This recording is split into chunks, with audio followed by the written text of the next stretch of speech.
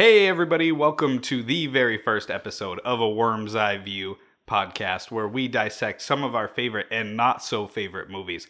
We are your hosts, Thatcher. Tim. I am Tim. And before we get into our first episode, because this is the first, we just wanted to do a brief introduction, what we plan on doing, how this came to be. So I've been listening to podcasts since 2008, 2009. I found the Adam Carolla show after he had left Loveline and was listening to a medic cast when I first got into the fire service, studying for my EMT. And my wife bought me a microphone and a podcasting book for Christmas, and I thought of Tim as a co-host. So I brought the idea to him. What was your first question? Yeah. I said, do you want to do a podcast with me? Answered with, what's a podcast? Yeah. So, and he was not joking. So I explained it to him, and then you followed it up with, can we make some money? Yes, so I immediately knew I had the right person. This would not be heavy lifting for me. He was going to be a great co-host. So we wanted to do movies, but every podcast that's out there is a little bit different. They either only pick on terrible movies or only pick on their favorites, and they really seem to be very specific to a genre or a decade. And so we decided we want to bounce all around. So we're going to start with the 70s and work our way up. Every episode will be a different decade. So 70s, 80s, 90s, etc. Yeah, a different genre as well. Yeah, and we're going to rotate genres. We're actually even going to randomize the genre. Right, certain genres. Yeah. Drama, no. Romantic comedy, no. Not so much. Well, maybe drama. Yeah. Godzilla was drama, wasn't it? Yes, I think yes. So. At least a foreign film. It was Japanese, it was right? Foreign drama.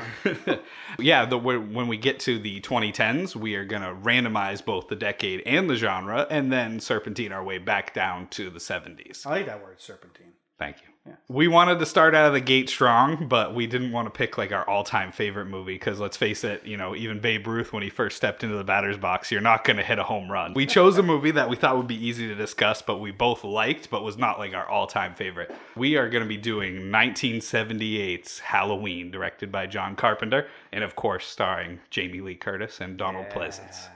Yeah. I meant, for Jamie, not Donald. So without further ado, let's get into the episode.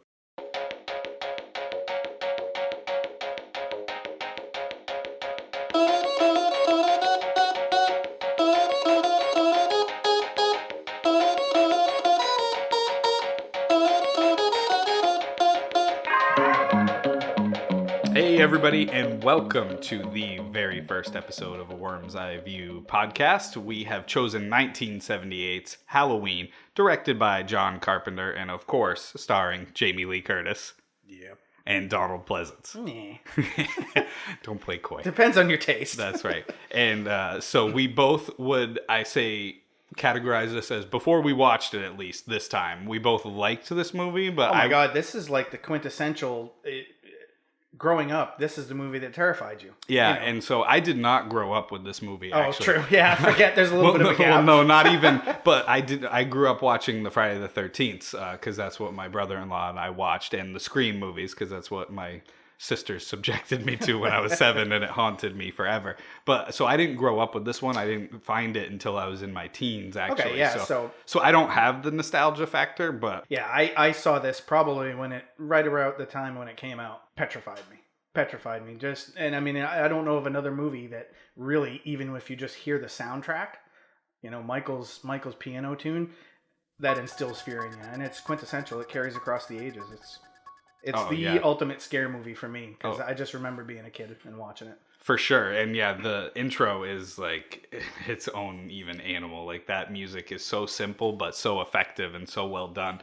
And Friday the 13th, which is the series I grew up with, ripped Halloween off. Like, no bones about it. They even said, like, wow, this is a smash success. Let's move it to the woods and rip it off. Yeah, so it goes, the original has so much success, a steal can steal from it. Yeah, and so it's obviously not the first horror movie. It's not the first slasher you think of, like Psycho or Peeping Tom, but it certainly invented all of the tropes that we know and love today, like the final girl and the virgin survives, and if you drink and have sex and do drugs. Yeah, well, so I'd live.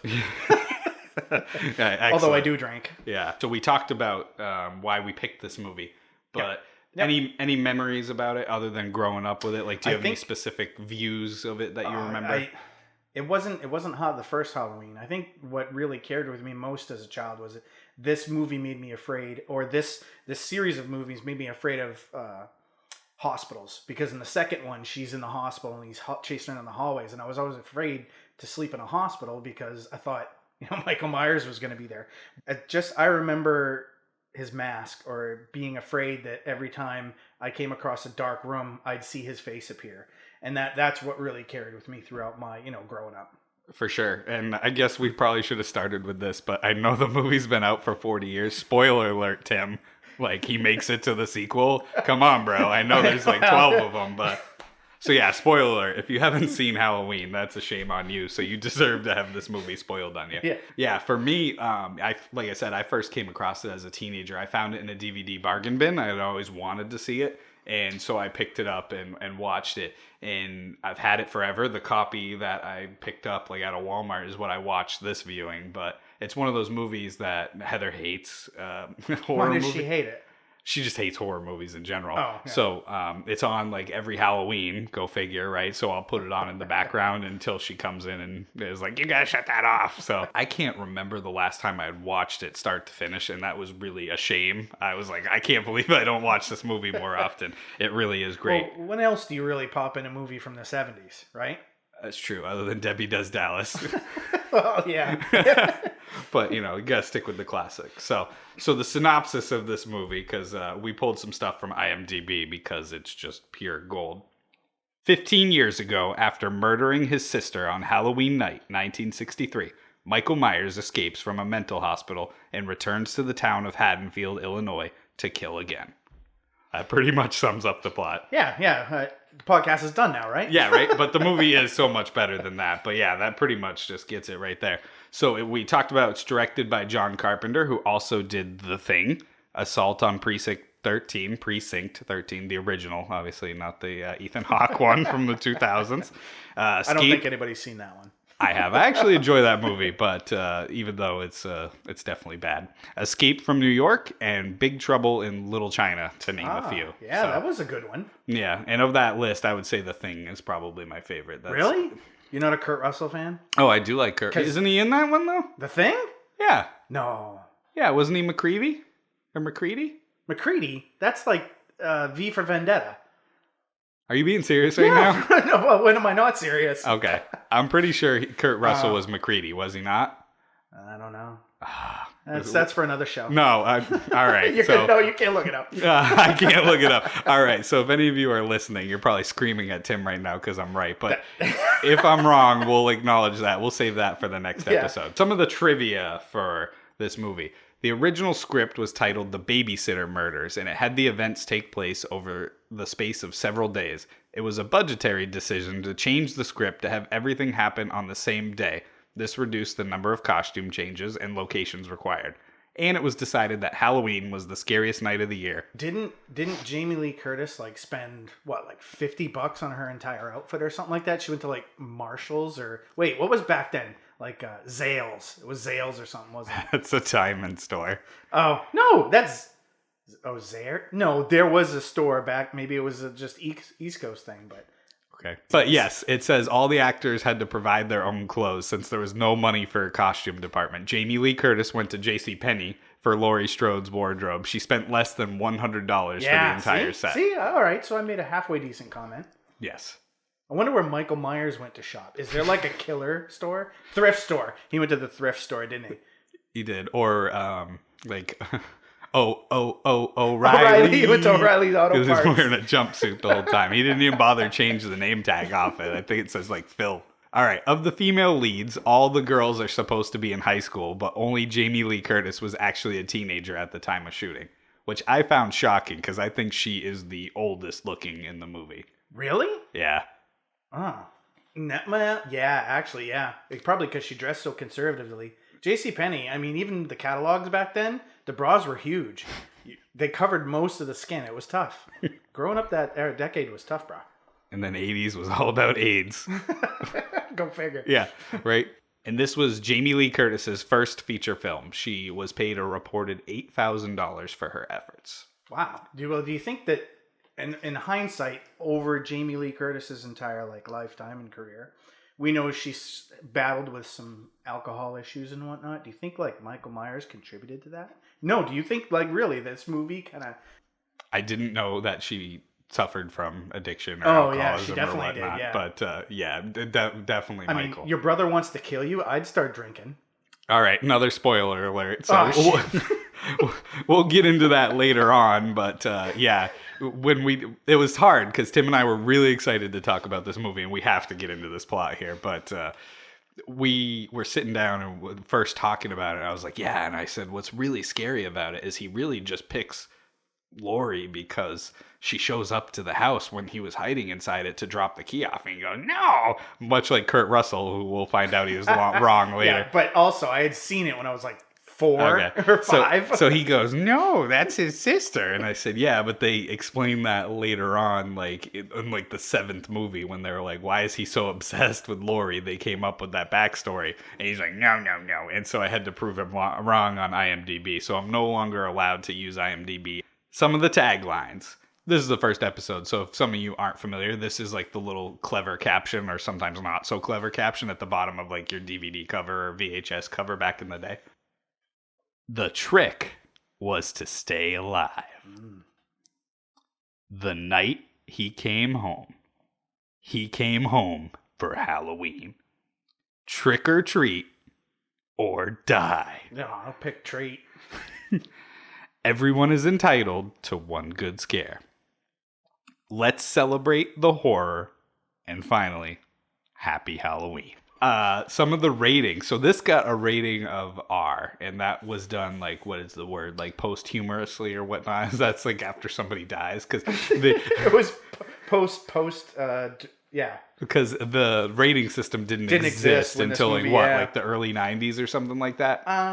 Yeah, or late 80s. So they went back and gave it an R rating, and here's some of here's some of the highlights.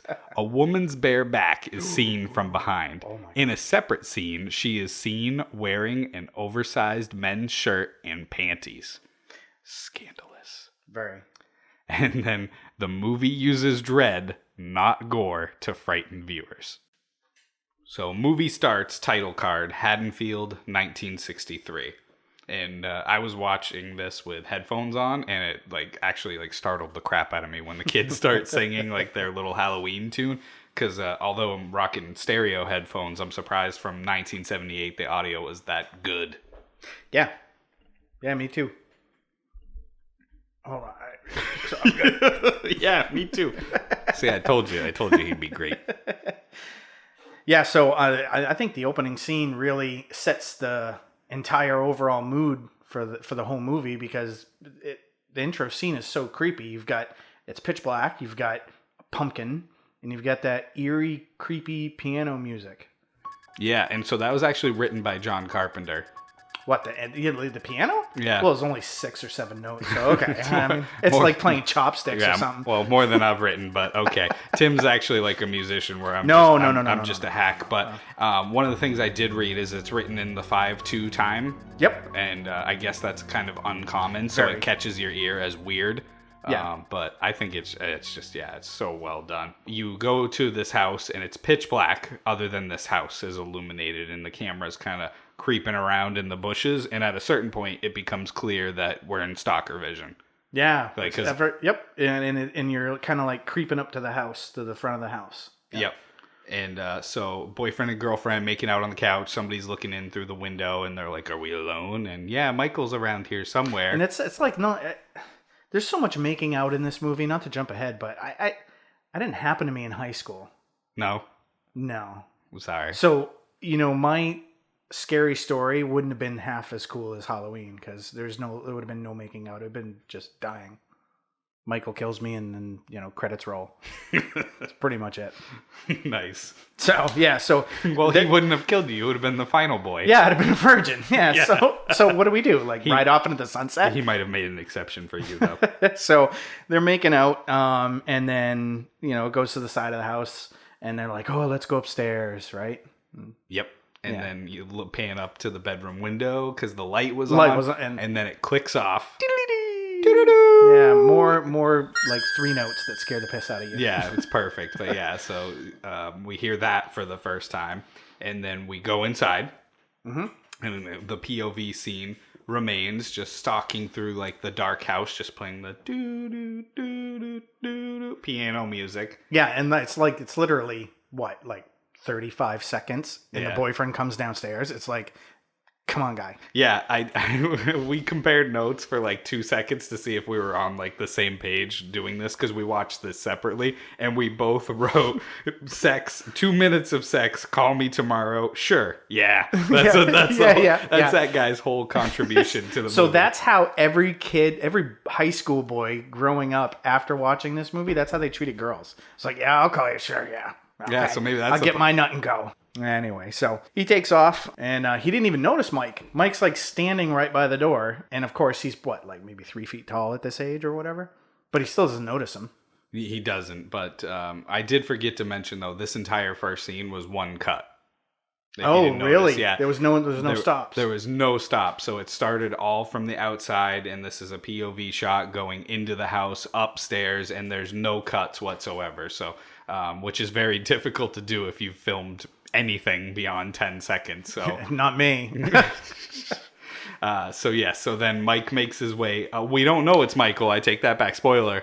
We don't know it's Michael. Yeah, but it's just some random dude. But so it makes its way up the stairs, and then so then there's a mask on the floor. Yeah, just hanging out. So I did go back. I rewound it. The boyfriend was playing with the mask on the couch. The boyfriend's like, I'm gonna go bone my girlfriend, but I'm gonna take this fucking clown mask upstairs with me. Like God knows what happened. It was the 70s. You can't judge. With that poor goddamn mask. Maybe that's what enraged Michael. When he put it on, he was like... I can't stand it. So he picks up the mask, and it's actually a really cool shot, because it remains. It limits his vision. Yeah, it remains POV stalker cam, but you can only see like out of the 2 little eye holes. Yeah, now it's clown cam. Yeah, it's clown cam. So he goes over, and his sister Judith is brushing her hair. Poor thing. Topless. Yeah, as one does post coitus. Yeah, and I liked them. They were decent. Yeah. I wouldn't have stabbed her. Well, wait, I take that back. Yeah. To be perfectly honest, that's the only reason I noticed that the boyfriend brought the mask up, is because I rewound too far trying to catch the whole scene again, because I was like, oh, wait a minute. Wait. You know, the modern movies, when there's a topless scene, they give you like a good 10 seconds, but the 70s, it was all a tease, right?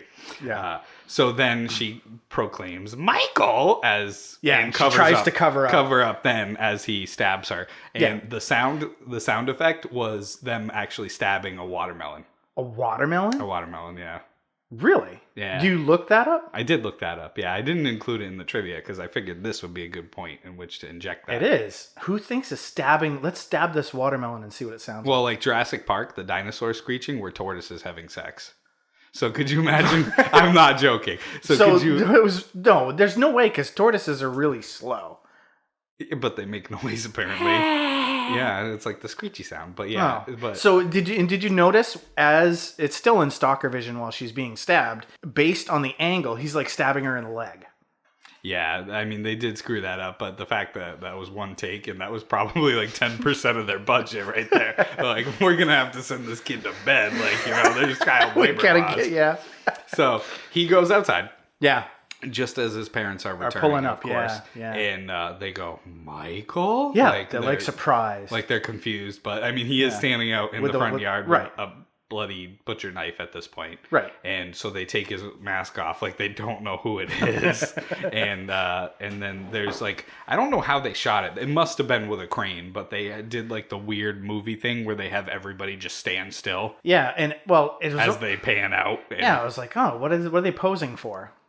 Yeah, so that was a little strange, but that's the intro of the movie, and it sets the tone. Yeah, absolutely. It's got suspense. It's got the horror movie piano. And then we jump on to the next scene, which we're driving with a said Dr. Loomis and a nurse who is dressed like she's working in the 50s.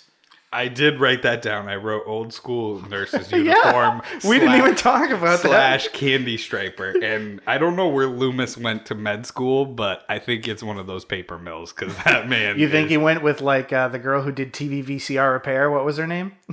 You're too young to remember that. I just gave him the most awkward bike stare. But yeah, Loomis is the real villain in this movie.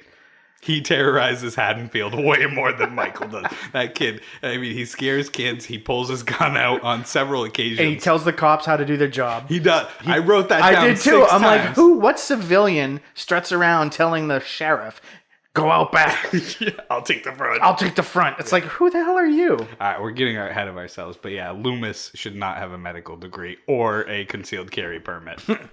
So, yep, they're driving through some thunderstorm and they're talking back and forth and come to realize they're talking about Michael. They're going to, either, and who knows, they're going to see him, pick him up, do something. We never figure it out. And they refer to him as it. It. Yeah, well, yeah. He does. And she says, isn't that a bit crude or something? And he's like, well, you don't know it. yeah, right. And then she talks about, like, the only thing she doesn't like about mental patients is the gibberish. Yeah. He goes, that won't be a problem. Yeah. So as they approach the gate, there's like, it's it's a good scene. It's actually a scary scene, isn't it? It's a creepy scene, but it does make me laugh a little bit. So there's what we assume to be mental patients, because of course you don't let them wear anything other than hospital robes, because why would you give them any sort of dignity? Right. You might have to do a medical intervention at any point. They're wandering around the yard in the rain like Night of the Living Dead zombies. Yeah, pretty much. She's like, I didn't know they let him out. And it's like, girl, it's a thunderstorm, middle of the night, and it's pouring out. They don't just let them out to wander. Yeah, they're goats. They're keeping the grass low. So they stop at the gate, and Loomis is like, stay right here. I like that you go into like Loomis' character. Yeah, I have to, because he's insane.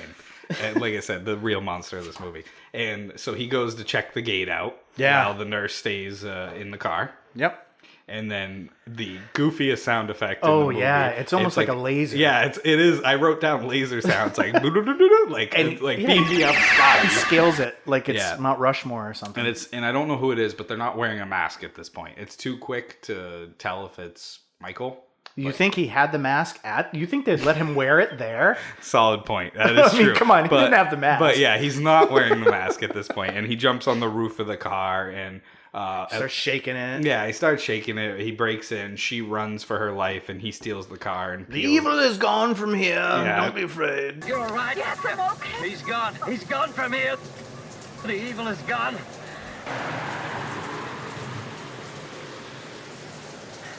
Is it implied that Michael coordinated this, or is he just an opportunist? I'll answer that with, I think that Michael actually had some help. Because there's a scene later in the movie where I'm like, how did this end up where it is? Because Michael didn't put that there. Is it the fucking pumpkin?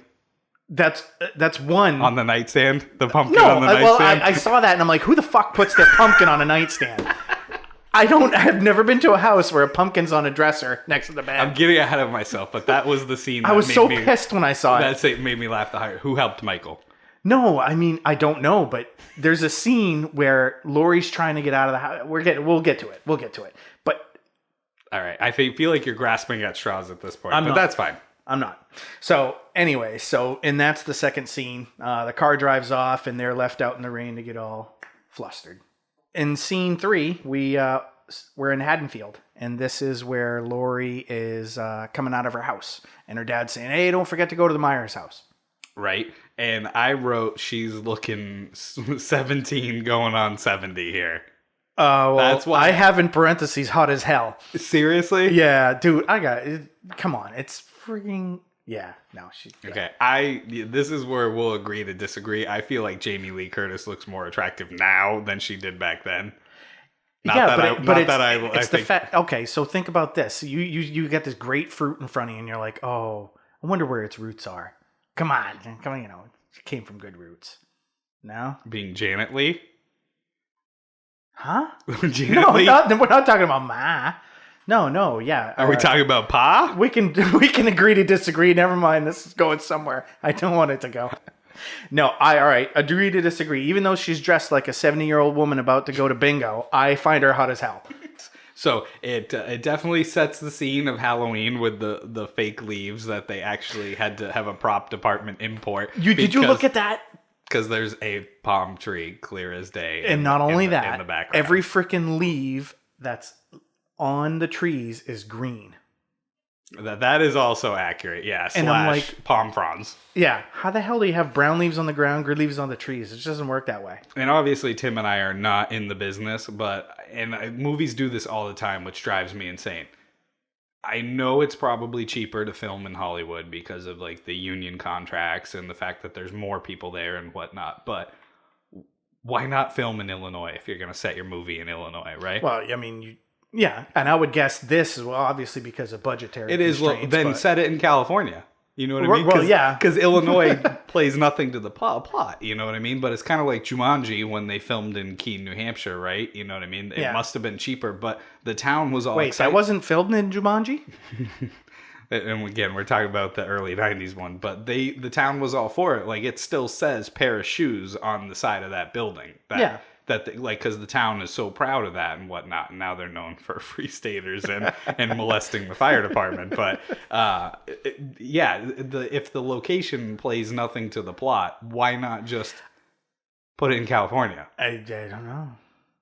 We're not in the biz. We're just here to. I know, but it just seems like if your budget is so low that you can't buy somebody a shirt, but you can pay some asshole to not only make fake leaves, distribute fake leaves, and then pick up fake leaves. Yeah, true. You could buy somebody a shirt or move. I don't know. It's one of those things that drives me insane. I'll call Jamie Lee and ask her. Okay. So yeah, I digress. So she goes over to the Myers house because the Myers house is for sale. Surprise, nobody has bought it. And she's supposed to put... I don't get it because there's already a sign in front that says Strode Realty for sale. What is she actually putting? Oh, it was the key. Yeah. Yeah, I remember now. Yeah, it was. I had a few beers while I was watching the movie. And right now. But, so that's okay. She was dropping off the key and Mike... Of course, they pan to the inside of the house, and he's looking at her through the window in the door, putting the key under the mat. Right, which is a great scene. Yeah, it's good. Creepy as shit. Like, he's like feet away from her, like breathing. Yeah. And which is all he ever does: breathe and grunt. And there's so many undertones of really bad sexual stuff in this movie. That's one of them. Is he's looking at a 17-year-old breathing heavy. In the dark. And we'll get to Bob later, but it's just so much terrible undertones of pedophilia in this movie. It wasn't totally over the top, but this was like the dilapidated house on the block, right? Yeah, it was all beat up. It was the one chip and paint and missing shutters and stuff like that. And later on, they're like, oh, the old Myers house is haunted, right? Like every town, I feel like has that house. Has that, yeah. Did you have that growing up? Not really. We had when I went to camp, we had the haunted cabin at camp. Yeah, we had one. It used to be a hotel, like total like Shining thing, and then somebody turned it into a single family home, and it was called like the Point Lookout or something, and it was the haunted house in town. Yeah, that would have been cool because I would have totally gone to that place. Yeah, and the ironic thing is, it was on the side of like a major state road, so that was probably the most hazardous thing about it was the traffic, not the house. Cut to Loomis yelling at another physician, it appears, at the hospital. Yeah, and did you see he was parked in a handicap spot? I did. Prick. But he was driving a BMW, so he's handicapped in the brain. No, he's part of the elite of society. Oh, if you own a Beamer, you can park in handicap space. That is true. So Loomis is talking to who do we you never figure out who it never establishes it, but we're and he's like, well, if he was so bad as you say he is, damn you for letting him go. Right. Yeah, and it like that's his partner. There you go. Loomis is Michael Myers' partner. He let him go. He staged the whole thing. You said he's the real villain. That scene is kind of unnecessary, other than it establishes Loomis is a dick for parking in a handicap parking spot. Pretty much. And so it cuts to Laurie's sitting in a classroom daydreaming. Yeah, but it's funny because you noticed that about that scene, and I just noticed her in the white leggings. That's what I noticed. That's what I wrote down. White leggings, hot. Did she change outfits from the first scene? No. She's Okay. still in that like little. It goes a little bit below the knee, and she's wearing the white. They look almost like sweater stockings. It looks like a freaking sweater. Yeah. So she's sitting there daydreaming, and she happens to look out the window. Yeah. And she sees who we know to be Michael, and he is wearing the mask at this point. Yeah. So Michael is standing behind the car he stole, with like it's got to be attached by like what, a magnet maybe, the logo for the insane asylum or whatever the case. Actually, I take that back. I don't think it wasn't for the facility. No, it was like a state vehicle. Yeah, it was like the state. State of Illinois. But yeah, so he's very brazen. No need to scratch that. To hell with off. this shit. Yeah, so he's standing behind the car, just kind of like staring at her, and she looks up, and then like the teacher calls her name for a second. Go figure, right? Yeah, right. Because she's like, pay attention. Yeah, and, but she got the answer right. She did. And so she looks at the teacher to answer the question. She turns back, and Michael and said car are gone. He's fast. He is fast. I thought it was a good scene. It establishes that, hey, there's this creepy dude looking at me. Yeah, this whole series of like him just stalking her in the daylight, I find super creepy and super effective. Yeah, because he doesn't feel the need to yeah, like you said, he's brazen. Yeah, when Scream did it, I thought it was kind of goofy. Did you ever see Scream? Yeah. So it's got Ghostface, and he's like listening in on people's conversations in full costume, as one does, from the bushes. And then even worse is he's in the grocery store following them, and they see like, or they don't see, the camera sees his reflection in like the glass of the freezer section. And So it's like, who does not notice that? yeah, that would draw a shit ton of attention. I'm hitting up Market Basket. I'm gonna notice this fool running around trying to kill someone. And it's just unnecessary because nobody knew who Ghostface was, which was the whole premise of like the movie. You know, usually in a movie, a daytime stalking is not scary. Like usually the daytime scenes of a movie are not scary. It's when night goes down. But I thought this was pretty effective. Yeah, absolutely. And then it goes from there. The movie goes into our new character, Tommy. Yes. And he's at school. Yeah, and we met him for like a hot second. He was walking with Lori to the Myers place before he went his own way. But yeah, he's getting picked on by some kids. And friggin' punks. Yeah. You see, I was Tommy. That was me. Yeah. All I wanted to do was carve jack-o'-lanterns, even though I was attracted to chicks. And they smashed his pumpkin, the little bullies did, and they told him the boogeyman was going to get him. One of the bullies runs into Michael. Yeah, right into from him. like the waist down, and it's got like a little jump scare in the daylight, and he just kind of looks up. We never see Michael, but he like looks up, and then like is like, oh shit, I'm getting the fuck out of here. Yeah, and then Mike just keeps his eye on Tommy. He didn't give a crap about the bully. He spins, and as Tommy's walking through the playground, he's walking along the fence watching him. Again, undertones of pedophilia abound here. He's just staring at this little boy walking through the playground. It's creepy. It brings it to another creepy level. Although I didn't realize it until I watched it this time. But maybe Tommy's just a means to the end. Like he's not interested in Tommy. He's just trying to get to Lori. Oh, he's using Tommy. Yeah. Does that make it better? No. No, because now he's... No. So we go into the next scene, and it cuts to... Loomis is on a payphone, and he's talking to the sheriff of Haddonfield. And he's saying, hey, I know he's in there. I know he's coming back. And it's a one-way conversation, and it just shows more of Loomis's lunacy. There we go. That will be our catchphrase.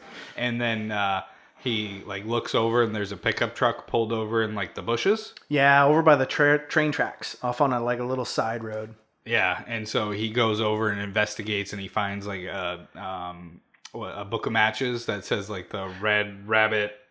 The Red Rabbit. Rabbit and Red. Rabbit and Red. It's which some sort of bar. I'm guessing, but it doesn't say like if that's in Haddonfield or whatnot. Like no, but the reason how he knows that it was Michael is the wonderful garb that they give out to the inmates, or not inmates, but the people at the insane asylum is in the bushes there.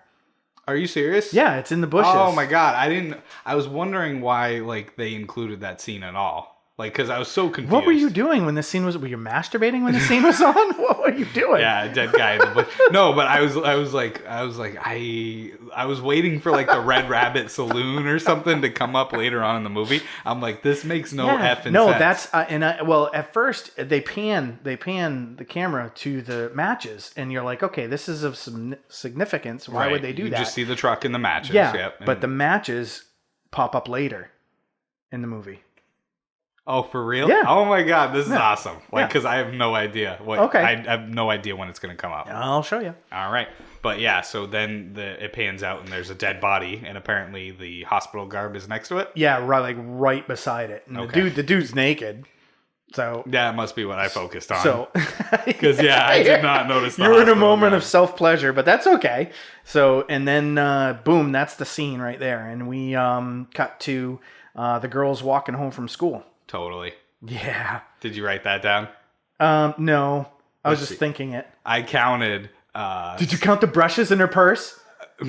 No. Oh, damn it, No. I did. No. So the character of Linda. Yep. Cuts to Lori's leaving school, and we're introduced to her friends Annie and Linda. Yeah. Linda. All of them. Doesn't All matter. of them. Doesn't All of matter. them. All the above.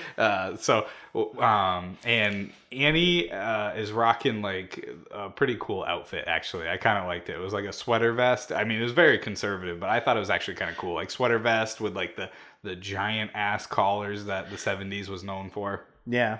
Yep. And Linda says totally. She's got those big.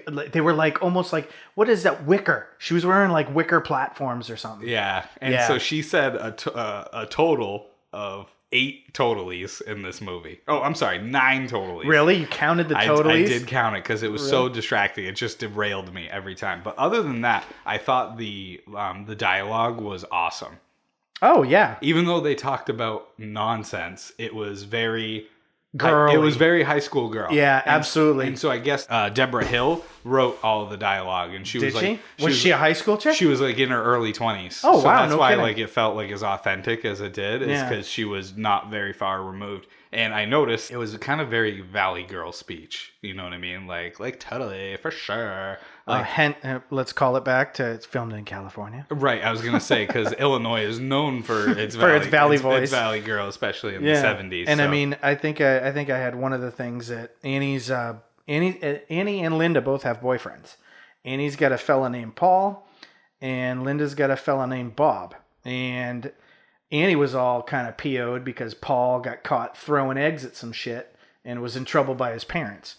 You know? He was, so he might not be able to go out tonight. Yeah. And he dragged her into the bathroom to feel her up and let her know that, sorry, baby, I'm not coming over tonight. Typical high school guy. Once again, not me, though. And then Lori, this is probably like one of my favorite lines in the movie. Lori says, I forgot my math book. I got to go back.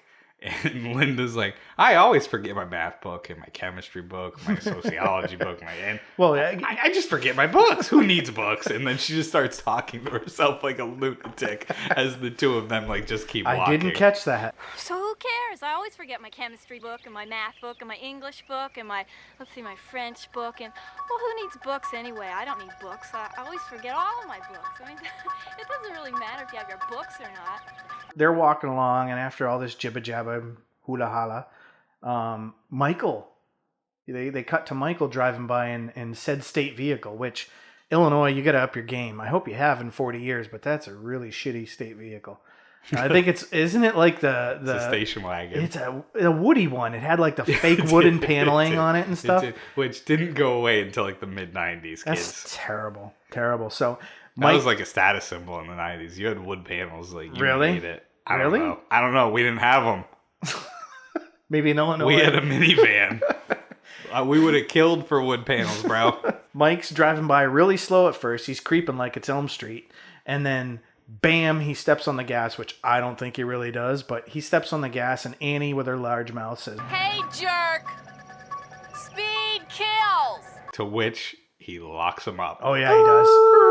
And the girls about shit themselves as I think I did hear a toot, actually. Yeah, and it's funny because that's such a relatable scene. I think I was in like 3rd grade, and a friend of mine and I were walking to the grocery store, and a motorcycle goes by, and he yelled something like feeling like a punk. Like I think he yelled like biker mice from Mars or something stupid. I know, it was a TV show that was on when we were kids, and no joke, like the biker was like, and turned around like all fully clad leather, and he's like, you little shits, like, you know, and like, Are we talking like a A rice burner or a Harley? Harley. Oh my God, you guys are mad. Okay. Yeah, so I about shit myself because I was in the 3rd grade, and my friend like was so brazen. He was like, "No, I wasn't yelling at you. I was just, you know what I mean?" And I was just like, "Oh my God, I'm gonna be murdered by this like That's funny. grizzled biker." Yeah, I used to do stuff like that.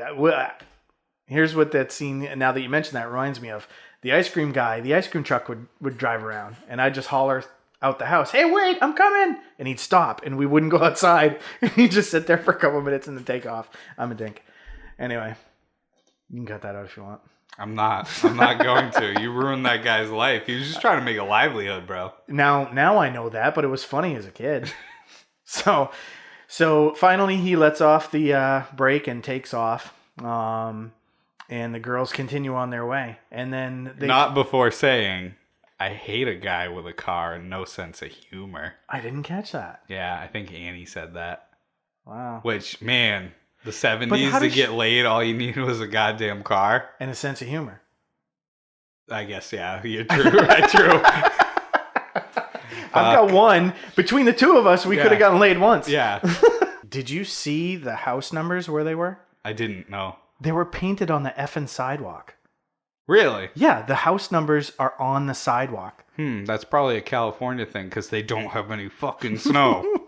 That would obscure such numbers. Again, the callback. It's good that you brought up the California bit, because I was like, who the hell puts the house numbers on the damn sidewalk? And in addition, as the girls are walking home, it's dry out, it's sunny, it's kind of beautiful. And then it cuts to Lori going over towards her house, and the ground is soaking wet. So this is where I think that, in post cut, that they didn't realize that, hey, we were filming when it was sunny, and then we filmed after we had a little sun shower or something. Yeah, budget restraints. We did miss one scene though.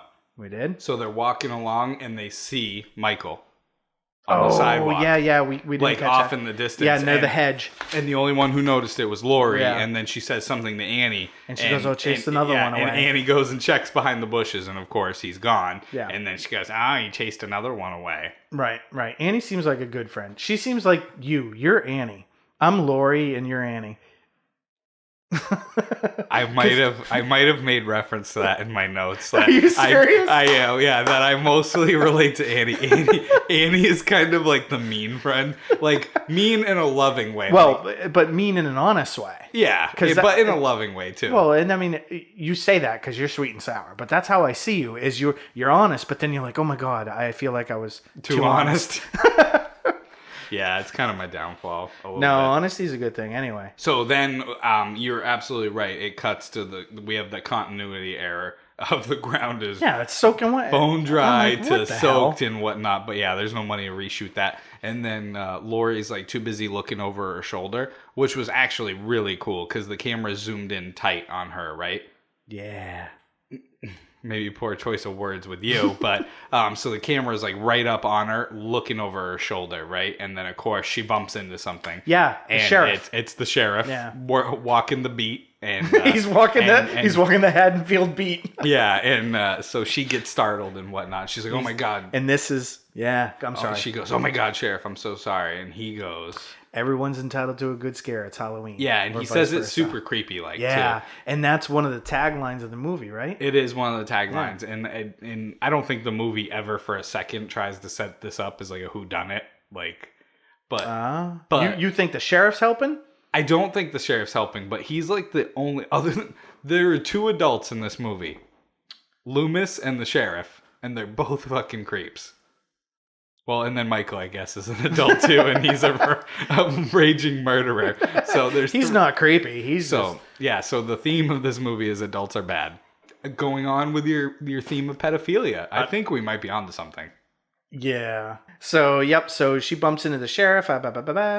So then we get on to the next scene where Lori's in her house, and she gets up to her bedroom, which is very, very much Amish style.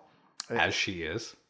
Which I don't care. She's still hot. And she goes over to her window for some apparent reason, maybe because she wants to smell the fresh air. She probably said, why the fuck is somebody drying laundry on a clothesline in October in Illinois? Yeah. Which was the average temperature is what in Illinois? I think it was like 41. I looked it up on like historical weather. It was like 41 degrees was the high that day. Yeah, and they're... The stuff's just blowing in the breeze. Yeah, it gets better. So yeah. And who's standing there in said laundry? It was Michael. And then she does like the Scooby Doo rubs her eyes, and then he's gone. Yeah, and the window fell too. That was kind of the... Yeah, and she said like, "Oh, you're just like, what was the line? You're just imagining things," or yeah, she's like starting to believe what Annie says. She refers to herself as kid though.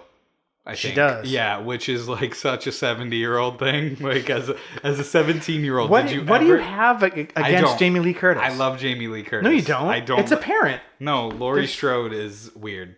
It's Laurie that you find weird. Yeah, it's not Jamie. I love Jamie Lee, but did you ever call yourself kid as a 17-year-old? I would have to say no, I didn't. Just to give you a little pat on the back. No, I don't need a pat on the back. But here's the part where I connect with the most. So the phone rings. Yes. And Laurie picks it up, and there's just like a chewing sound. Yeah. And so she hangs up, like thinking it's either a prank call or it's this like stalker guy. Or it's a bill collector. Right. Yeah. Phone rings again. She picks it up, and it's Annie. And she goes, "Why did you hang up on me?" And you didn't say anything. Yeah. And so I originally wrote down, who the F does this? And then I said, I do this. This is me. Tim and I work together, and I'll be like in the middle of eating my breakfast, and I'll get really excited because I'll have like this great idea, and I'll like head to his office. I'm like, Tim. And he's like, what? And I'm like, oh, hang on. I should probably finish chewing before I start talking, but I just get so excited that I want to engage him. So I am Annie. And I think that's hilarious that we separately came to that conclusion. This is true. This is kind of scary. So, yeah. So pretty much that's it. They talk about what? She's gonna pick her up at 6:30, right? Yeah. Which again, I'm guessing Illinois is much like the Eastern Coast, where the sun sets at 4:30 in October. It certainly does. But in California, it doesn't set till like 8 or 9. She picks her up apparently 6:30 p.m. Pacific Standard Time, and the sun is at like the 12 o'clock position. Anyway, so Laurie pops out of the house. She's got a nice little quilt with her. I thought the pattern was beautiful. And a pumpkin. Yeah, because she was going to knit while she was babysitting. Again, here. All right. Okay, I get it. 70 years old. Okay, it's coming to fruition. I get it. All right. But that's a hot 70-year-old, bro. Sure. All right. So she sits on the sidewalk and she's waiting for Annie to show up. And Annie... What is she driving? Did you capture that? I thought it was a Monte Carlo. I didn't know. Yeah, I think it was a Chevy. So no, Cadillac. A Caddy? It was a Cadillac. I'm pretty sure. She gets in. Annie's having ripping a butt, and then it cuts to the cemetery. Yes, It cuts to the cemetery. Loomis pulls up in his freaking Beamer, his 3 Series. Yeah. Okay, go ahead. Because I know you're all jacked up about 3 Series. I'm not, though. Because what I'm jacked up about on this scene is the caretaker starts telling a story, and Loomis just fucking interrupts him. He doesn't. He's like, I don't have time for your story, peasant. That's the word I wrote down here, dick. Oh. He interrupts him. I wrote dick. Yeah, he's like, oh, where is it? He's like, oh, it's just a couple kids. And why would he go to... Why would he go to the cemetery? Exactly. Yeah, and it's hard to be super critical when he was in the end correct, but why would he think that Michael is going to dig up his sister's grave? Again, he's right, but again, and we're also thinking that maybe Loomis is part of the bad boy duo. We're not actually. All right. He is. I don't think this movie's that deep. Anyways, so considering they added the sister thing in like the yeah. So I'd have no idea why they're in the cemetery, but what else is Loomis going to do? Yeah, but he turns out to be right. Judith Meyer's headstone is missing. Yeah. Dun, And dun, the dun. caretaker is immediately like, damn Fucking kids. Yeah. Where Loomis knows something more sinister is Yeah. afoot. He's like, hey, you know what? This is the second tagline. He came home. He does say that. He Yep. whispers it like a fucking creep. Yep. He came home. So then that's that scene. You're back into the car with Lori and Annie, and They're smoking a reefer. and I know Listening they say, to...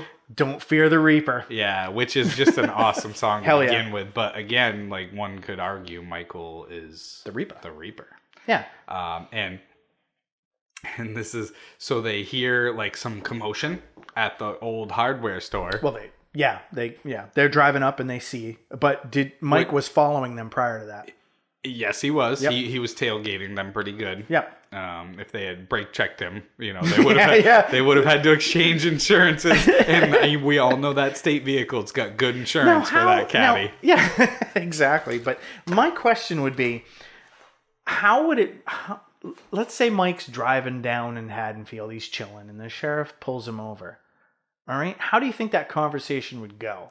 Be like, And you know why I stopped you? why? He wouldn't fucking say why. Oh! I thought you were stopping me like from talking. No, yeah, you be the sheriff and I'll be Mike. All right. I thought I was. You know why I stopped you? Okay. You didn't signal back there, and clearly you're not wearing your seatbelt. And I've never given anybody a citation for this before. I wouldn't even know what section to flip to, but I'm fairly certain that mask is obstructing your vision. How long have you worked for the state? Well, and you must be a supervisor by this point. Like, 'cause Michael wouldn't drive. There's no way. it can't be that hard. Though. So No, there's there's stories all the time of like a 7-year-old like steals his dad's truck and like drives it GTA style to the cops. Yeah, but did that 7-year-old kill his sister? Florida man does a lot of things. So I think that made me laugh though. Every time Michael's driving, that's what I find so funny. Is I would love a cop to pull him over, and I want that scene. They should add that scene. They should. Post-production. They should. So there's a commotion at the old hardware Yeah, store, and which closes. Actually, I have two things to say. So it closes before the sun sets. But did you notice the open sign? Yeah. Somebody breaks into the hardware store that's open. Yeah. Hello. So Annie goes, "Oh shit, it's my dad." So we find out. Get rid of the shit. We find out that Annie's dad is the sheriff. But here's my thing: drive by. Right? Why stop? She pulled over in front of the hardware store. I was like, "Hi, Dad." He didn't even know she was coming. No, so they could have just driven by. So that was stupid. Yeah. But I mean, you make bad choices when you're high on the marijuana cigarettes. And so yeah, they pull up and they're like, "What's going on?" And he goes, "Somebody broke into the hardware store." And on the front door, the sign is flipped to open. And at first I was like, continuity error, but then I wrote in my notes, did Michael do it? Like, was Did he put it to open? Does he have a little humor? Was he like, yeah. Because what was stolen was a couple knives, some rope, and some Halloween masks. Yeah. And the sheriff's like, damn kids. Those fucking kids in Everything's Haddonfield. blamed on kids. Yeah, right? apparently Haddonfield kids are like juvenile delinquents or something. So, and this is where I jotted that there's a huge discrepancy in regards to the tools that we use to kill. And Michael already has a mask. Right.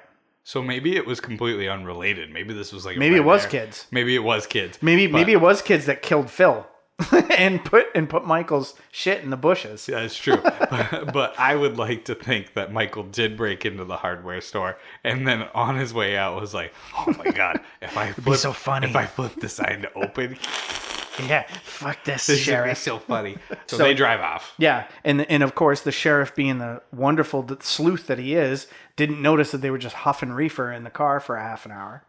Right. And then this is where Loomis barks his first order at the sheriff. Yeah. He shows up, he invades this crime scene. He's like, Sheriff, I need to talk to you. The sheriff's like, I'm kind of busy here. And he's like, I need to talk to you now. Yeah. And the sheriff, rather than be like, give me a minute. yeah, the sheriff, rather than be like, you are my like prime suspect at this point, is like, all right, you have 10 minutes, I think he said.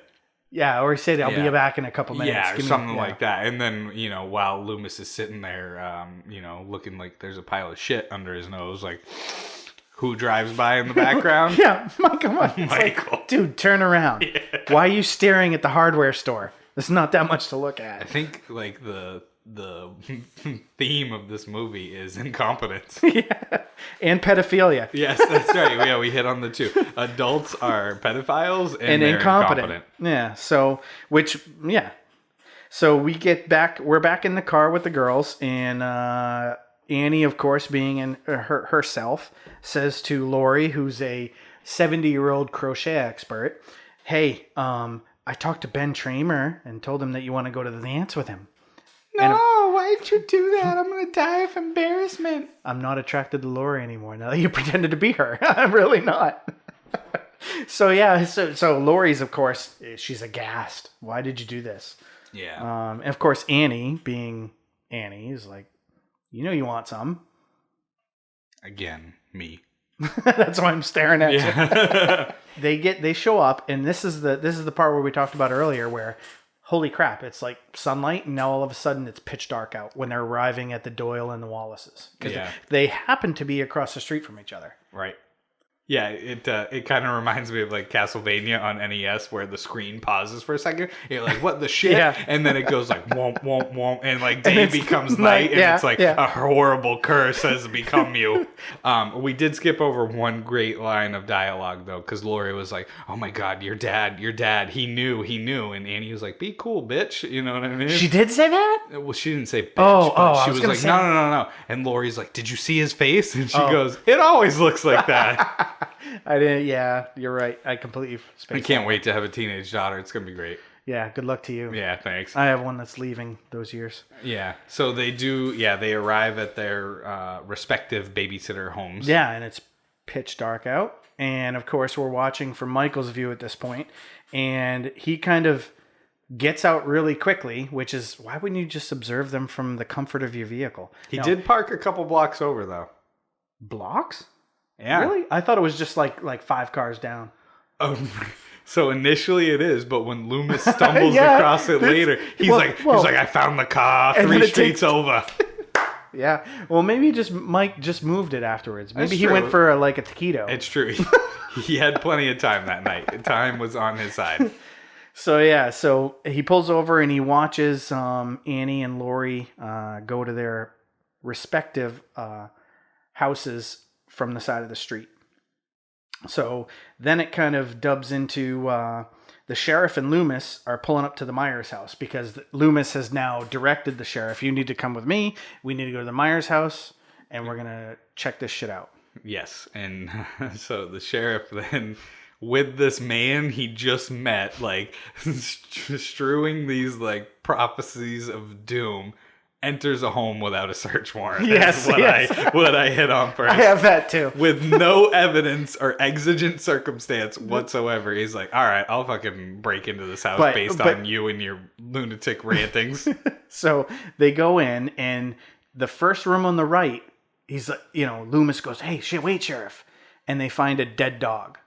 They do. Well, you don't see it. They just say, which is a smart move because it would have looked fake as shit in 1978. And the sheriff's like, well, what kind of man would do this? And Loomis says he got hungry.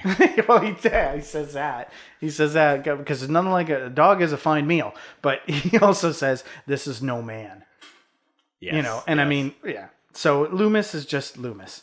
So they go upstairs and they're going into Judith's room. And what was great about this scene is that just by a matter of Father Time, as they're standing by the window, what happens? Yeah, so this dilapidated house, the gutter lets loose at this exact moment and smashes the window, to which Loomis freaks the fuck out and pulls out his gun, R. Kelly style. So I pull out my gun, and the sheriff is less than impressed. Yeah, And, he's like staring at him. He gives him the dirtiest look ever, and Loomis is like, I got my permit. He goes, I have a permit for it, and he produces this piece of paper, and the sheriff is just like, you're like, he doesn't say anything, but he gives him like the you're insane look. Yeah. Yet he continues the Scooby-Doo adventure with him for the rest of the evening, being like, where's the next clue, Scooby? So yeah, they're in this house. It's great. So Loomis is just kind of explaining to the sheriff, I took 8 years trying to reach him, then I took the next 7 trying to keep him locked up.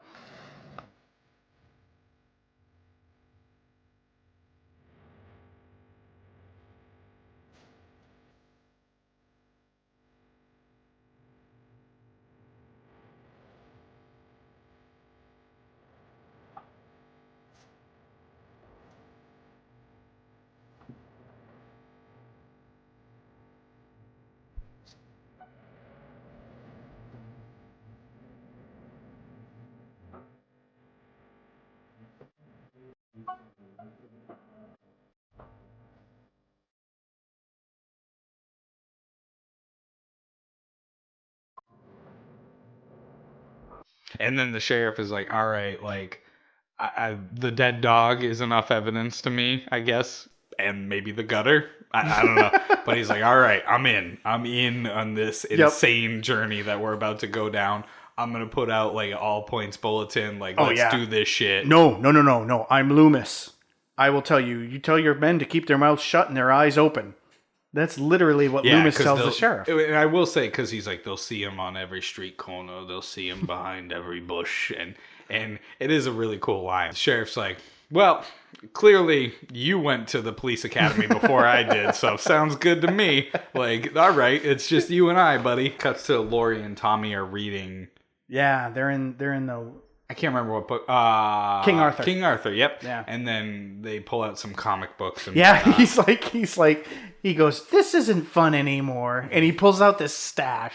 And I'm like, oh my gosh, he's like me, but as a kid. And my stash is different. He pulls out a bunch of comics. They're Laser Man, Neutron Man, Tarantula Man, and Laurie's less than impressed. Tommy's quite concerned about what happened earlier, so he asked Laurie about the boogeyman. What happened earlier? About the kids teasing him and saying the boogeyman's going to get you. Yeah. So he asked Laurie about the boogeyman. And then this scene kind of cuts in between the Doyle and the Wallace's house. It goes back and forth between Laurie and Annie because they're both babysitting. And what I find quite funny about this interlude is that everything that's odd is happening to Annie, and Laurie everything's just smooth and calm. So it's like, as far as, what do you mean odd? Well, I mean, Laurie is, trying to make popcorn and she gets oil all over her and has to change and then gets stuck in the window. Okay, and all that's happening with Laurie is she's got a smock on and, okay, all right, I get it. 70-year-old schmuck. Because she's a good babysitter and Annie's dope. Yeah. So I just find it quite funny that you see that kind of yin and yang between the two. Yeah, and that really comes up later on in the movie. We'll talk about that, where Annie really just shirps her responsibilities off on the poor Laurie. But yeah, so they're talking on the phone back and forth with each other, which is cool because I feel like that's what teenage girls would do. Certainly, like they'd be texting now. But yeah, I mean, I guess they would, if they were smart, they would be like, "Why don't you come over to my house with your kid," or vice versa, or whatnot. Right. But Annie gets a call from her boyfriend, the bathroom molester we referred to earlier. Paul, thank you. Yeah. And his parents are gone for the night. Yes. So she needs to come pick him up because he doesn't have a car. And she's like, shit. Paul's a winner. Yeah. He's what TLC would call a scrub. But he probably has a sense of humor. So that's why he's only gotten to second base. Yeah, because he doesn't have the car, but he has a sense of humor. He can't get to third. So he's like, come on, baby, come pick me up. And she's like, on it. She's like, what do I do with this damn kid? And she goes, I know. Annie, or I'm sorry, Lori. Lori. Yeah. She goes, I'm gonna dump this kid off with Lori. So she's, she uses, she's like to the little girl Lindsay. She was like, "What would you say if I could get you like to watch a movie with Tommy Doyle?" And apparently Tommy Doyle's dreaming. Because she was she's like, all bring. she was off like, the couch. she's like, "Whatever you say," and she's Yep. like, "All you gotta do is hang out with the 70-year-old woman." Did you see? You said, "Stop it, stop it! I love her. Stop it! Don't Okay. refer to her. Can we refer to her as Lori the hottie? If we're gonna do Mikey, I want to refer to her as Lori the hottie." All right, you got it. So we then pan to. Did you notice on the TV what Lindsay was watching? The Thing. Yeah, and who Yeah. remade The Thing? John Carpenter. Hell yeah. And at first I was like, oh, but completely different plots. But they're talking about some sort of alien craft that crash landed. So maybe very similar plots. The dump or exchange happens. Dump. Okay, we can call it a dump. Annie took a dump on Lori. I literally wrote the word dump though. I wrote she dumped Lindsay off with Lori because like it would be one thing if there was some sort of like exchange that took place. She was like dunk dunk dunk like hey Hereby. yeah, she was like here's my kid. Mommy needs some D. So Tommy starts talking with Lori about the boogeyman, and Lori, of course, is, boogeyman don't exist. Shut your face. Let's go make a jack-o'-lantern. We skipped a huge scene though. No, we didn't. We did. Annie gets stuck in the window. No, bro, that's the next scene. Not yet. Yeah, it is. Annie's going out. So Annie dumps the kid off, Lindsay off at the Doyle's. She goes back to do her laundry. No. Oh, no, because Lindsay helps her out. Yeah, That's right. Yeah. And then That is a big scene. It is, only because it's fucking ridiculous is the only reason it's a big scene. Well, actually, it has a little bit more scare to it, too, because Michael is, like, around and chilling, but he's still, like, powering up his stalker vision. Yeah, yeah, it's suspenseful. But so, anyways, so Annie, while she's making popcorn, spills butter on herself because this was the 70s where apparently you could be exposed to the butter, where in 2020 like the 8 ways there are to make popcorn, no way could you ever get butter on yourself unless you like really tried. So I think Annie might be sleeping with the dad though. Which dad? You see how easy she put his button-up shirt on? So she spills butter on herself, and she feels very comfortable to just go upstairs and find his clothes. No, it was literally right there in the kitchen. Well, that's true. I'm sorry. She just grabbed it out of their laundry bin. I'm like, who the hell does that? Yeah, so she felt very comfortable putting the father's clothes on, and You would have thought she'd have grabbed the wife's clothes. Would. Solid point. I didn't pick up on that. Something. Yeah. But anyway, so she's like, Lindsay, I got to do some laundry, so... And Lindsay doesn't give a F. Yeah, she's like, who cares? I'm watching The Thing with Kurt Russell. That's for you motherfucker. That's a good callback. Yeah. That's a good callback. So she goes out to the outdoor laundry. Who the F has that? Who the F You know who does? Californians. Yeah, they do, don't they? They have a detached laundry room. It's like across the yard. Yeah, so you got to go past the pool. Yeah, you got to go past the spa. So, yeah. Oh, wait, here's a volleyball court. Let's just go over and do my laundry about a quarter of an acre away. Yeah, with no heat supplied to that room whatsoever. That pipe's not going to freeze. But anyways, again, we're in Illinois. Right. So yeah, she goes out and does the laundry and gets herself locked into the laundry room. For whatever reason, the door won't open from You explained to me. You said you're Annie. You tell me how you get locked in a laundry room. Maybe Butterfingers. I don't know. but she can't open the door. Right. And she goes for the window. And right, she can't open the door, so she goes for the window and gets stuck. And fortunately, Lindsay does hear and comes out and opens the door effortlessly from the outside and finds Annie stuck in the window, and she helps her out and whatnot. And this was something I loved too, because I could so picture doing this as like a 7 or 8 year old. She goes, "Hey, don't tell anybody I got stuck in the window. Like, this is really embarrassing." Like, "Don't worry, I won't." And then the phone rings. So this is the part we jumped ahead to. And it's Paul saying, "Come pick me up. My parents are out of town." And so she answers the phone and he's like, "Hey, is Annie there?" And she goes, "Yeah, she's stuck in the window." Like, it's the first effing thing out of her mouth. And I so would have done that as an 8-year-old. Of course you would. Yeah. Yeah. So you're Annie and Lindsay.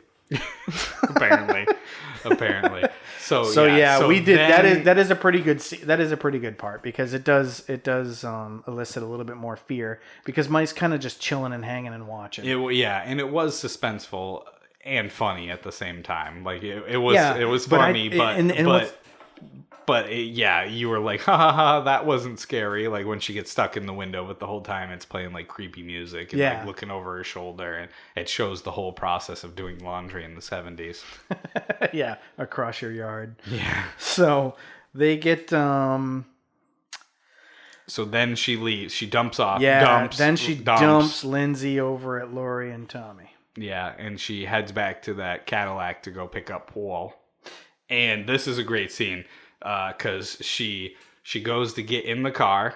And first it's locked. Yeah, it is locked, and she's like, "Shit, the keys!" Right. Right. And so she's wandering through the house, and it's dark in the house because she is environmentally conscious. Well, because she's from California, and it's the 70s. So she shut off all the lights apparently, and the house is like pitch black, and it's framing the doorways in such a way that you're like waiting for a jump scare, right? Mm-hmm. Like, I've seen this movie before, and I remember how she dies, and I was like... You remember how Annie died? I did. But okay. I was still a little tense in this movie, because I was like, is there going to be, like, a goddamn cat that jumps out? Which is a trope of horror movies, like, meow! And it's like, oh, it's just you, Abby! You know what I mean? And so, I was waiting for it, and it never comes, which is actually, like... Even worse. Yeah, it's worse waiting. It's scarier. Yeah. And then she goes back to the car and she grabs on the handle and she's like, oh, she kind of gives the like, yeah, dummy, I didn't unlock it yet. And yet it's unlocked. Right. It just doesn't happen. It's not like electric locks existed back then. It's the 70s, but she gets into the car and she's kind of like, I thought it was locked, but you can see, and it's a really good, well-acted scene, especially for a no-name actress. She hops into the car and was like, oh, I guess it was unlocked all along. Like, why was I looking for the keys? But she gets inside and it's all fogged up. Yeah, and she rubs her finger along the windshield. Yeah, she's like, what the hell is this? Yeah, and so it's all condensation. Like there might be something warm in there. Like Mike breathing for 20 minutes. And so while she's like rubbing it, like, what the hell is going on? She gets grabbed from the back seat. Yeah. And it's our boy Mikey. And what is he choking her with? His bare hand. Yeah, one hand. Yeah, one hand. His right hand. Yeah. And she's all like... And then that's actually pretty good. Thank you. And then at the last minute, he slits her throat with a giant butcher knife. At the very end, yeah. And it doesn't show any blood or gore and whatnot, which originally I was like, but then I was like, you know what? It doesn't. You don't need it. You don't need that to be effective. But there's an 80s song that when I saw this, I have it written down here that it made me laugh pretty hard because the way she did a great job acting until just about the time she was pretty much dead. And there's a Kim Carnes song, Betty Davis Eyes. And the first thing that came to my mind was Annie's crazy eyes. Because she just did this kind of like she was having her O face or something. It was so funny to me. I don't know why. You shouldn't find a teenager dying funny. But I just thought the way that her eyes... No, it's okay because she was like 29. Well, yeah. But she was portraying a high school kid. Does that make it okay? No. Oh. Any girl dying doesn't make it okay. Oh. I gotta change my notes. and then as soon as, the pulse hits negative, she lands on the horn. And her head just kind of... She does, which was pretty funny, actually. Yeah. She flops forward. Mike didn't think about that, did he? No, but he moved her off pretty quick. Oh. But he also picked her up, remember? He did. He carried her out front, and Tommy saw this. Yeah, because Tommy tries to scare Lindsay by hiding behind the curtains. And calling her name. Yeah, which is pretty cool. Yeah, see, I do that to my wife. It doesn't scare her. Lindsay. But while he's hiding behind the curtain, he looks out the window, and he sees Michael carrying Annie's body. And he's like, Lori, it's the boogeyman. And she's like, there's no such thing as the boogeyman. And of course, she goes to look out the window, and there's nothing there. Yeah. And then Lindsay... like a good side hoe. I believe you. She goes, I believe you, Tommy. And Lori's just like, these goddamn kids. These effing kids. She's like, they're teaming up on me. She's like, I'm going to kick Annie right in the crotch when I see her next. Yep. And then it cuts over to we're back with Loomis and the sheriff. We sure are. Yeah, and he's just, dude, he is the worst, like, what do you call that? Human? No, I know what a human is. But he's the worst human. When police are like stakeout, he's the worst stakeout dude on the Sleuth. fate. Yeah, Yeah. he's just hanging outside by the bush. So I wrote lurking. That was the word I used. Yeah, Loomis that's is legit pretty- lurking in the bushes around the Myers house because he's like, he's going to come back here. He's come here once before. He'll come back. And so, of course, it's trick or treat, which, that's another thing. My neighborhood gets over 700 trick or treaters. Didn't see a one. Yeah, None of those houses. there was like 4 in all of Haddonfield. So the neighborhood was like pitch True, black, but, it was. But It you was. know, I agree. I get it. It's how you make it spooky and make them feel isolated, even though But they live wouldn't- in suburbia. So we cut over. He's chilling at the house, and then there's a few kids that show up, and they're Yeah. like, they're egging each other on. You're too freaking chicken Yeah, to go you up won't. there. Yeah, you won't stand on the porch. Like you Yeah. won't like that kind of shit. Yeah. Like who can go the furthest? Like, Right. will you spend 10 minutes in the foyer and then will you spend 5 minutes upstairs? Yeah. And Loomis goes because he hears that one of the kids is like, Lonnie, I dare you. And Lonnie goes up to the porch feeling all brave. He goes, Hey, Lonnie, get your ass away from there.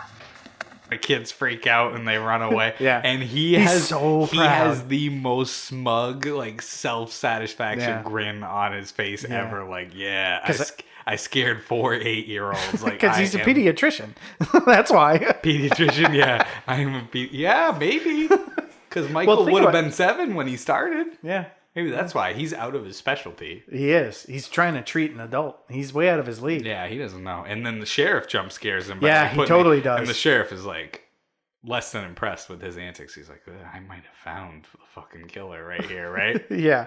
Yeah, and he says, and then they go back and forth a little bit. And, Yeah. and I think the only line to take away from this scene, other than Lonnie, you little shit, or you little ass. Like, I'm getting kind of sick of this shit. Like, Yeah. I found kids smoking weed.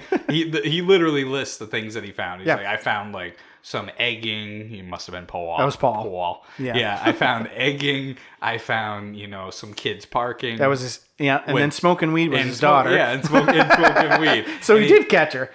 Maybe. And he's like, if I'm going to stay out here all night, I'm going to need some real evidence. To Yeah. which Loomis provides none.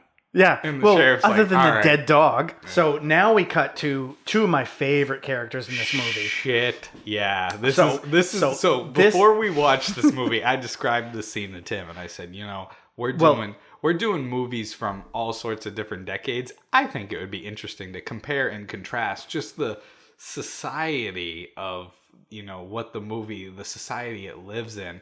And he's like, what do you mean? And I was like, well, there's a line in this movie. Yeah. And I said, clearly the character is joking, but this would never fly in the 2020s. gosh, And Tim God, was like, no. what do you mean? And I'm not going to spoil it, but and he's like, that didn't happen. I don't remember And I'm that. like, yeah, it did. Yeah. And he's like, and I'm like, no way. And then I no, watched, I was no. like, are you kidding No. me? How the heck was this gotten away with? So we haven't seen Linda in quite some time, yeah, which is which is unfortunate. too bad. Because she's definitely the most she is. attractive I character. love those shoes, by the way. So this is Linda, with the wicker shoes and Yep. totally. So Bob and Linda pull up and in their Scooby-Doo blue It is- panel rape van. totally is. It totally is. And you know Drinking road sodas. drunk row, absolutely. And you even hear like it's not just one, but like multiple cans when Fall Bob, out when the Bob door gets opens. out of the Yeah, car. yeah. But this was the 70s. This I guess guy's that a was freaking acceptable. champ, you know? And so the plan is apparently off screen. We did not see this, but Annie volunteered her house to Bob and Linda to come have sex in. Yeah. And so they came up with this plan. Annie is going to distract Lindsay downstairs. And then Bob and Linda are going to sneak upstairs and bang in the Wallace's the bedroom. first room on the left. Yeah, the is what first she room said. on the left. Yeah. They set that. And So we're gonna do, first we go inside, right? Then we'll just talk a little. And then Annie will distract Lindsay. That's when we go upstairs to the first bedroom on the left. You got it? Okay, first I rip your clothes off, So don't rip my blouse. It's expensive, idiot. then you rip my clothes off, then we rip Lindsay's clothes off. Yeah, I think I got it. Totally. And I went, are you shitting me? yeah. And I didn't believe you, but when he said that, and then Linda goes, oh, hell yeah. I was like, oh my God, what No, the what hell? did she say? Totally. Totally. Did she? She did. That was the final totally. Or maybe the second to last totally. I was like, are you kidding me? Yeah, and again, clearly she's joking, but in 1978, that's the kind or he's joking. That's the kind of joke you could make that you can't make in 2020. Yeah, but think about it in retrospect. Oh, yeah. He's driving a creeper van. He's talking about tearing clothes off of some 8-year-old. He totally is the bookmark pedophile. Yeah, and he's rocking, I literally wrote Farrah Fawcett haircut. Yeah, yeah. And Yeah, Austin Powers glasses. Yeah, he had huge lenses. And so they go to the house and they're like, dum, dum, dum. All the lights are out. You know what, though? Like, so this is something that did bring me back to high school. Maybe not you, but... Such a dick. You don't even know where I'm going with this. But you're still a dick. No, but do you remember, like, needing to find a place to have sex in high school? We've been over this. I would have just died. So no, I remember dreaming of places. Yeah, but like, yeah. So don't get me wrong; it's hard enough to find somebody to have sex with. But high school presented the challenge of like, oh man, I got this girlfriend. She's gonna let me do this, whatever. But if only there was a place, you know what I mean? Because as a guy, you're like, that bed of fucking, cactus looks nice. Cacti. Like, you don't care, you know what I mean? Yeah. You're like, I'll put my nuts in a fucking vice if I, but like, yeah, you needed like you're like, shit, like you had to plan this. Like, all right, my parents are going out of town on Friday. Where now, as adults, finding a place isn't the issue. It's finding a willing participant. Yeah, honey? Oh, not tonight. Yeah, okay. Yeah, you're like, but I got this woodshed. Like, yeah. Yeah, no, I can get with that. So that part of the movie did bring me back to like, why would you go over and bang it? Oh, that's right. Like, because your parents were probably home. Though Paul's house was available. It's too bad they weren't better friends with Paul. Yeah, but Paul would have egged them while they were doing it. He's still hanging out there waiting. Like, where the hell is Annie? So, yeah, they get inside. And the lights are out, of course, because Annie's dead and there's no Lindsay. And Mike, who knows where he is, but they start making out on the couch. And then Mike kind of watches from the foyer area. He does. He walks by. Yeah. And he's all creeping and whatnot. Yeah. And that was the thing that I observed is I love that the plan was in place that like, hey, distract Lindsay and we'll sneak upstairs. But consider Lindsay distracted. Annie too.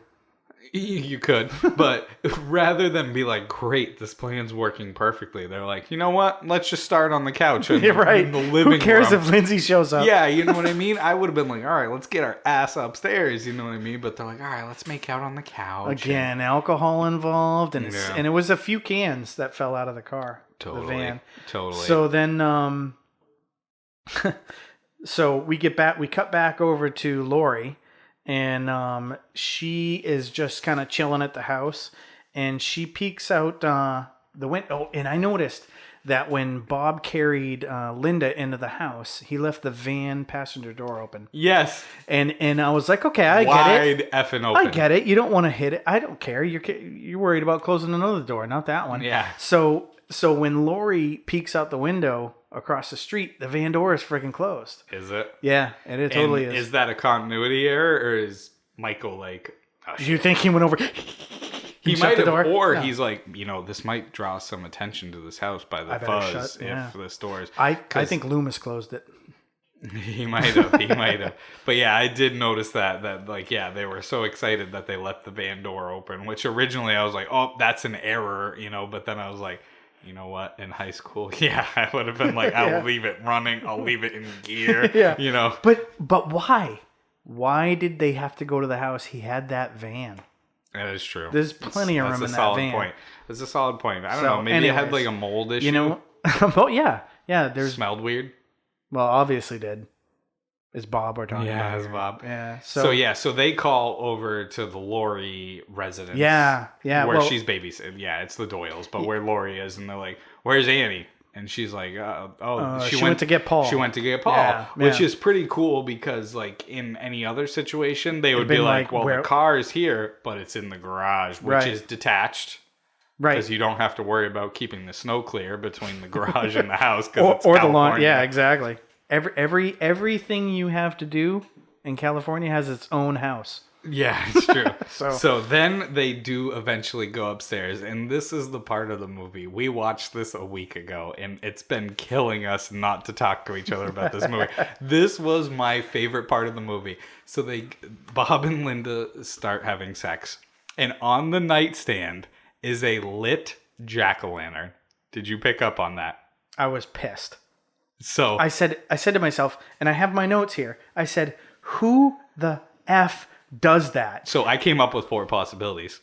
All right. So let's go through them. So Sure. Bob and Linda Carved it and put it there. to set the mood, brought it with them and lit it prior I'm gonna have to bring that up next Halloween, honey. To set the mood, I want to carve this jack-o'-lantern. prior to engaging in said coitus. Okay. The Wallace parents, being very not fire safe and just terrible adults, left their residence with their sweet little daughter and the very incompetent babysitter. With a lit jack-o'-lantern in the bedroom. With a lit jack-o'-lantern. Okay, there's 2. Yep. Annie, maybe like right before she went to go get Paul, being a good friend, or maybe even like signaling like, here, I'm lighting the flare, like, hey dummies, in case you're so effed up that you can't figure out which is the first bedroom on the left. Or I'm gonna put a pumpkin in it. or my personal favorite, it was Michael. Again, that little prankster. This is gonna be great. I'm gonna light this effing pumpkin, and then like no one's gonna even question it. I give you props for even coming up with scenarios. I mean, it could have been Lindsay, but let's not get crazy. Yeah, she's too concentrated on the thing. Yeah. But But so while they're banging, who walks by? Michael. Michael, yeah. Because, of course, even if you are the embodiment of pure evil, as said by Dr. Loomis, you ain't going to pass up an opportunity to see a titty. No, hell no. No, and Linda has some pretty good ones. She does. She does. And so then we cut to the phone rings while they're kind of in a moment of exchange, and the phone rings and Bob's all kind of pissed off. Yeah. Or just like after they finished. He went to go get a beer. Yeah, he went to get them both beers. Yes. And he's down in the kitchen. He is. Yeah, and of course he doesn't turn any light on, so he knows this place like the back of his hand. Yeah, and so I did write that MFer, I can say motherfucker, banged in these people's bed. Yep. Right? Smoked a cigarette in their bedroom. Yep. Went down, opened their fridge, drank a beer, one of their beers, and then opened their cabinet and started eating like crackers or whatnot. Yep. Like, what a bag of douche. Yeah. Like, if anyone deserved to die, it was Bob. Bob was the first man. No, I take that back. It was the guy in the truck. Yeah. But Bob was the first babysitter related kill of the night. Yeah. And let's talk about that kill. Okay. So Mike comes out of a cupboard that I don't know why Bob is like opening cupboards and going, "Boo, I see you there." Or Probably whatever. because he heard. Yeah, He heard Mike giggling. He's like, this is going to be fucking great. I can't wait to kill this He's like, douche. first the open sign, then the pumpkin, now the knife to the throat. Like, this has been the best night. So I should do this more often. So Mike pops out of this closet. He's choking him for a little bit, and he lifts him up off the ground. Undertaker style. Yeah, and he's like, I'm like, all right, superhuman, here we go. And then 30 seconds in, he stabs the dude. And he stabs pins him to the wall with the butcher knife. He pins him to the wall with his butcher knife. And Anne's there cocking his head for like 15 seconds. And I'm thinking to myself, okay, I did like this that. is one of two things. He's either a part husky, because he's looking at things kind of strangely, or he's an art critic, and he's criticizing his own work. Yeah. I mean, I did like that. It was super creepy. Yeah, he cocked his head to the side like like a dog or a child who doesn't I think that's what he was trying to establish. And then he started breathing heavy. And we didn't even talk about the mask. I know we're like almost to the finale of this movie, but the Michael Myers mask, in case you didn't know, is a William Shatner mask. It is a William Shatner mask from like if you wanted to be Captain Kirk in the 70s. But again, because this movie is so low budget, they said, listen, we don't have the money to license the Captain Kirk mask or to create our own. So why don't we take this one and just fuck it up a little bit so that we can use Seriously. it. This is a true story. So they like kind of shaved off some of the features and melted a little bit, but it's a William Shatner mask. And originally, before we watched this again with such a critical eye, I was like, the mask doesn't work for me. It's not scary. A real William Shatner would have been scarier, especially like in his 70s. But Michael makes that mask work because of how creepy he is. And he's like, and he's so slow and methodical, kind of like a Jason, but like, I don't know, it's a more human Jason. And yeah, originally I did not like the mask, but I think he pulls it off. But yeah, that's a true story. It's a Shatner mask. So that's the thing, is there's two celebrities that fucking hate this series. One is William Shatner, Can you blame and the them? other is the Canadian comedian, I'm using that loosely, Mike Myers, who was like, he was a kid when this came out, and he's So like, it fuck screwed them. his whole Yeah, life. Yeah, exactly. Hilarious. Buys this, You went on a completely different tangent than I did with this scene. That's pretty cool. yeah, well, I meant to bring it up a while ago, Okay. but we're on like our fourth IPA, Yeah, probably. so my notes are like just more of a guideline at this point. They're more like guidelines. Yeah, they're more like guidelines. So he pins him to the wall. So he pins him to the wall, whatever, and stares at him for 20 seconds, the husky or the art critic type. He does. And then Linda's doing her nails in bed. It's like, what else do you do after a nice round of sex? Is you do your nails. She smoked a cigarette She did, but and waited for her beer. right. So she's sitting there waiting, and the door opens, and it's a sheet. It's Mikey in a sheet with Bob's glasses. And the eye hole's cut out, which further makes my point that Mikey's a prankster. Oh, he totally so he's is. downstairs. Yeah. He just murdered Bob, and he knows Linda's upstairs. And he goes, How "What can do I get her? do?" How can I get so her? yeah. So as Tim said, he enters the room wearing a sheet like a child would wear as a ghost costume, including the eye holes cut out so he can. And they were cut perfectly. Because not only does he have to see through the mask, He's he gonna now see has through to those see through the freaking sheet. Coke bottle glasses Yeah, he too. has to see through the sheet. And just to add to the effect, he puts Bob's glasses on outside the whole thing so that Linda doesn't get suspicious. And Linda thinks this is some sort of sexual deviancy. She here, does, which makes me love her even more. So it does. But so put yourself in Michael's shoes. He's downstairs and he's like, I'm going to go murder the other one. And he goes, you know what'd be funny? If I wore a sheet like a spooky ghost. So he has to Find a sheet. He has to find a sheet. He has to find the scissors. Cut out the eye holes. Put it on. Get Bob's glasses. Then put Bob's glasses on. And then find his way upstairs. Not like bumble into furniture on the way there. Yeah. So she's laying on the bed, and there's Mikey standing in the door in all of his glory and his sheet. And she says, well, nice outfit or some shit like that. Yeah, I think the first thing she asked is, "Where's my beer?" Yeah. Priorities. Spoken like a true high school chick. From a horror movie aspect, how much more effective would it have been if they didn't show us Bob's kill, and we didn't know it was Michael underneath that? It would have been huge. Yeah, so Huge. I think So maybe I'm surprised that they made that misstep. Well, but think about the rest of the film. I mean, I don't think that they had too much forethought, you know.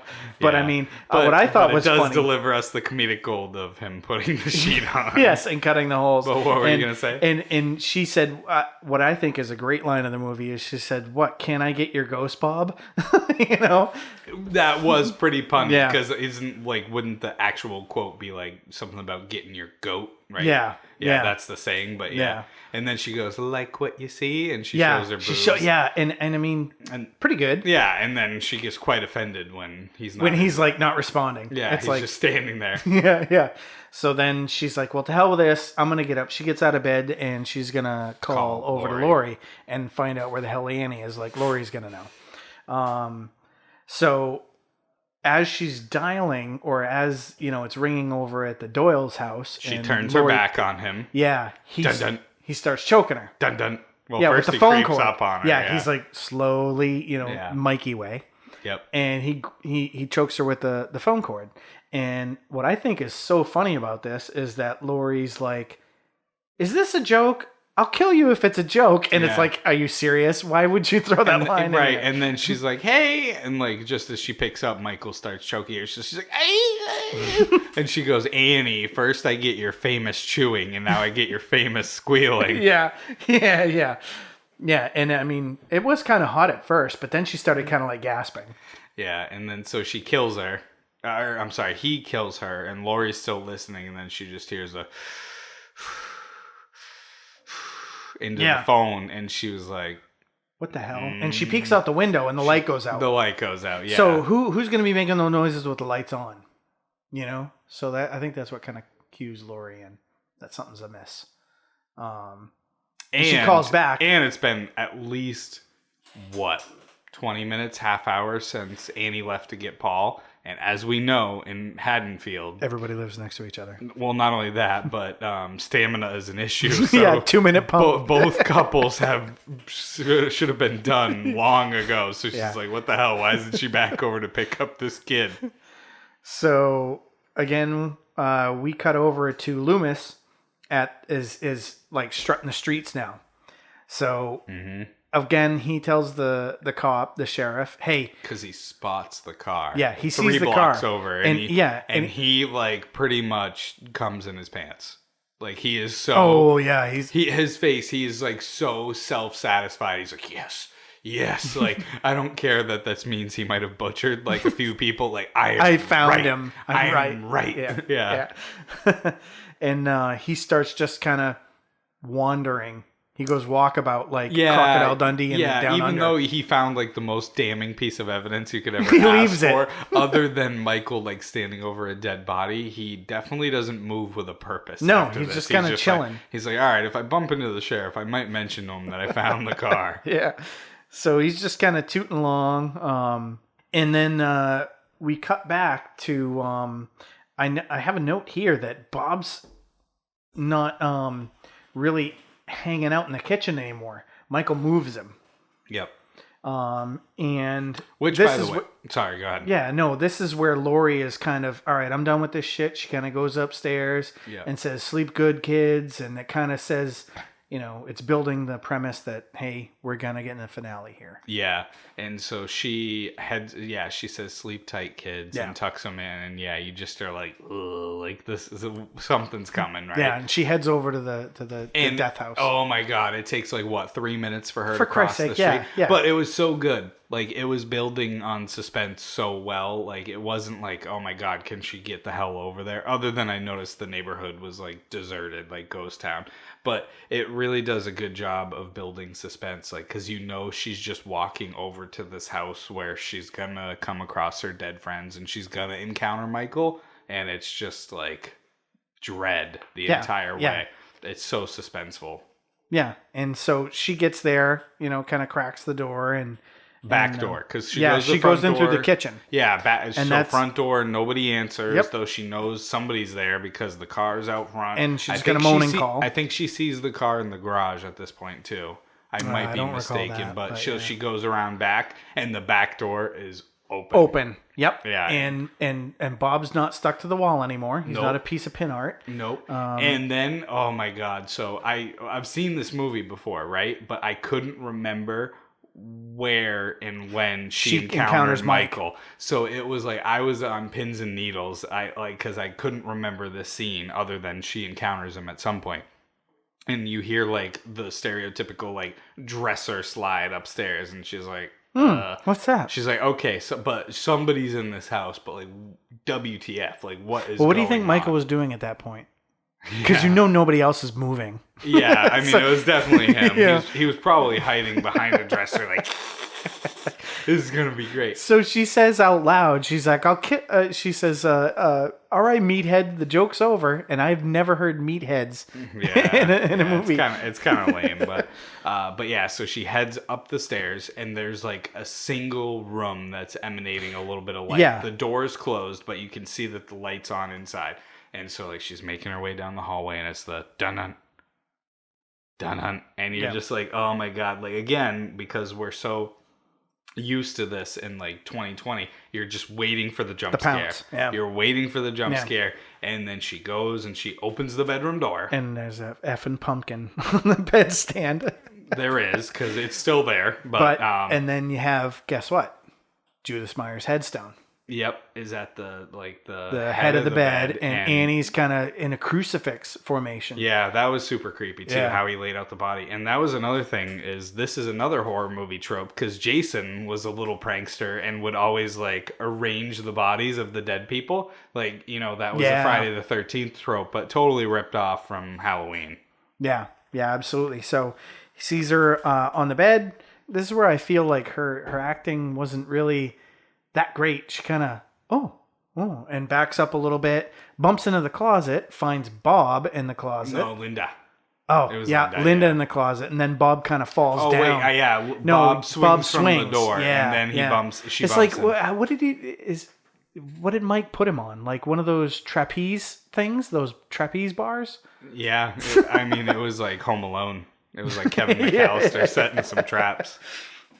And then Lori starts freaking the F out. Yeah, and so then I was like, okay, I remember this scene. And then she backs up against a dark door frame. And she goes out into the hallway. Oh my God, This is like the scariest but like most effective part of the movie, because I'm sitting there and I'm like, I can't remember where he comes from. I just, like, obviously we know he's coming now. And then I was like squinting because I'm like, is that Michael right there? You know what I mean? And I'm like, I know I'm looking at a 1978 film that's been converted to DVD in like the early 2000s, and I'm like, is that like a white shade? And then he just emerges from the darkness, and not even like a jump scare, like it's just like the face. Pitch black, kind of visible there. Yeah, and you're like, oh my God. But and what follows is like tomfoolery in my eyes. Yeah, it's almost like.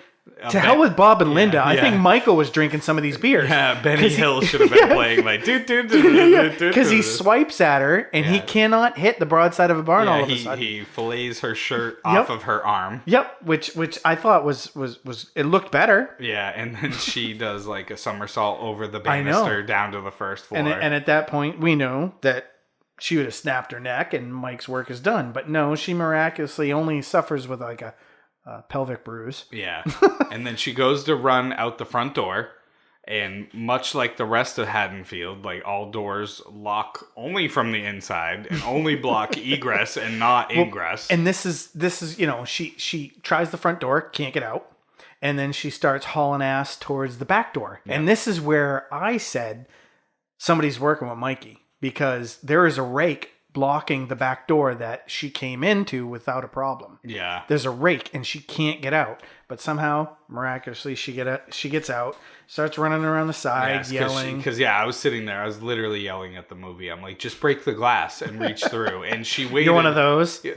Normally I'm not, other than like, I was getting ready to write it as a goof because I couldn't remember the sequence fully. And I was just like, why would she not break the glass and just push the rake out of the way? And then that's exactly what she does. And so I scratched my nose and I was like, all right, I'll give you that one, movie. And then much like the neighbors that I live next to, she hauls ass over next door and bangs on the door. I need help. And she's obviously, a distraught teenager. Nowadays, I get it in 2020. She's probably high on meth. But back in the 70s, she's tweaking out in my yard. But they look out the window, shut the light off, and ignore her. And she just kind of hauls butt over back to Tommy and Lindsay. Yeah, and so she bangs on the front door, and she's like, Tommy, open the door, because she's like fumbling for her key, and she can't find it, and Michael's like slowly like, dun dun, dun dun. Yeah, it takes him like 2 minutes to come around the corner. Yeah, he takes his sweet ass time. He's probably high-fiving Loomis. That's what it was. Yeah, right. And then, so it was so funny, because Tommy finally comes down the stairs, and he's like rubbing his eyes, and he's like, what? Yeah, he's like, I was busy banging Lindsay. What's up? Keeping with the theme of pedophilia. Well, no, he's underage too. I don't know if that makes it better, though. It doesn't make it better. Well, it doesn't make it worse, I guess, but... All right, we're going to move on. But yeah, so then like after she locks the door, she slumps down on the couch, but she notices... the window, curtains blowing in the breeze because probably somebody got warm in that California October and was like, open the window. So Michael lunges at her from over the couch. And what does he do? With a knife. What does he do? He stabs the effing couch. Yeah, he misses again. And what does she do? She grabs her crochet needle. She stabs him with the crochet needle. Yeah. He's like, oh. It just collapses. So Yeah. So there's there's a reason to crochet. I guess, Yeah. And then what does she do? Of course, just like any teenager, she gets up, looks, Drops the knife. leaves she grabs it at first Yeah. and then leaves it right next to him. There's brilliance number one, and then kind of heads upstairs to Tommy and Lindsay. Yeah, which, I mean, at least she checked on the kids. She's the only, Yeah, can you see Annie doing that? No, she's the only halfway, like, reasonable teenager or adult in this movie, you know what I mean? Which is probably why she deserved to live. Yeah. And of course, Mike's not going to die from a crochet needle to the neck. No, he's more than that. So yeah, he starts to come up the stairs, and so this was really cool. This was a subtle nuance that I had, like, never noticed before. She goes, kids, like, lock yourselves in the bedroom. Then she goes to the master bedroom and opens the balcony door. Right. And leaves it ajar. Yep. And then goes and hides in the closet. So hoping that Michael will come in and be like, oh, look, she just jumped out the balcony, and not even, like, look Think about it anywhere else. He doesn't fall for it, though. Well, because she's whimpering in the closet. And she also, like, tied, like, a hair tie around the closet. So when he goes to check on it, he's like, why is this closet locked from the inside? And that probably... That house wouldn't pass a foster care inspection. No, for sure. No. So yeah, she's in there in the closet, and he starts breaking the slats. And she's tweaking in the corner, and she reaches for the only weapon you're going to find in a closet from the 70s with 3 pieces of garments is a metal coat hanger. Yes. And she, like, stabs him in the eye with it? Yeah, she gets him in the left eye. Yeah. And I mean, hell of an aim for some 17-year-old that's never wielded a metal coat hanger. I thought it was quite impressive. Maybe it's kind of like a crochet needle, I guess, right? She's like, take this yarn. And of course, Mike, what does he do? He passes out again. I probably would pass out if I got it in the eye with a freaking coat hanger. It's true, and that's what's kind of cool is he, other than like one-handing Bob, he's not really superhuman in this movie. No. And I'm not familiar enough with the sequels. Maybe we'll do them at some point, but it's kind of like Friday the 13th. I got to keep leaning back on that. Like, Jason doesn't become superhuman until after like part 6. He's actually like really terrifying in the first couple because you're like, wow, this could be like a overgrown man like with a sack and then hockey mask on his head, just chasing people. But yeah, so he needs a little breather. He's not feeling and good. I can't tell if he's playing possum or if he's just, oh shit, this girl means business. Yeah. So, of course, she grabs the knife, gets out of the closet. He's laying there, and what does she do? She drops the knife next to him, and then goes into the hallway and sits by the door and calls to the kids. Yep. And at this point, Loomis has heard some sort of ruckus, so he enters the house and he's coming up the stairs. Well, she sends the kids out. She sends the kids down to the Mackenzie's house. Yeah. And she's like, go tell them to call the police. The one sheriff that is being told what to do by the doctor. Which is like good on her part, other than why didn't she go to the with them? Yeah. I don't know. I mean, again, we're talking teenagers, but whatever. In life and death situations, I know it's a movie, but it's like, she's got good instincts. She starts, and then she'll just make a stupid decision at the end. Yeah. You know what I mean, like, I'm gonna pick up this knife. But I'm going to leave it down next to the killer. Yeah.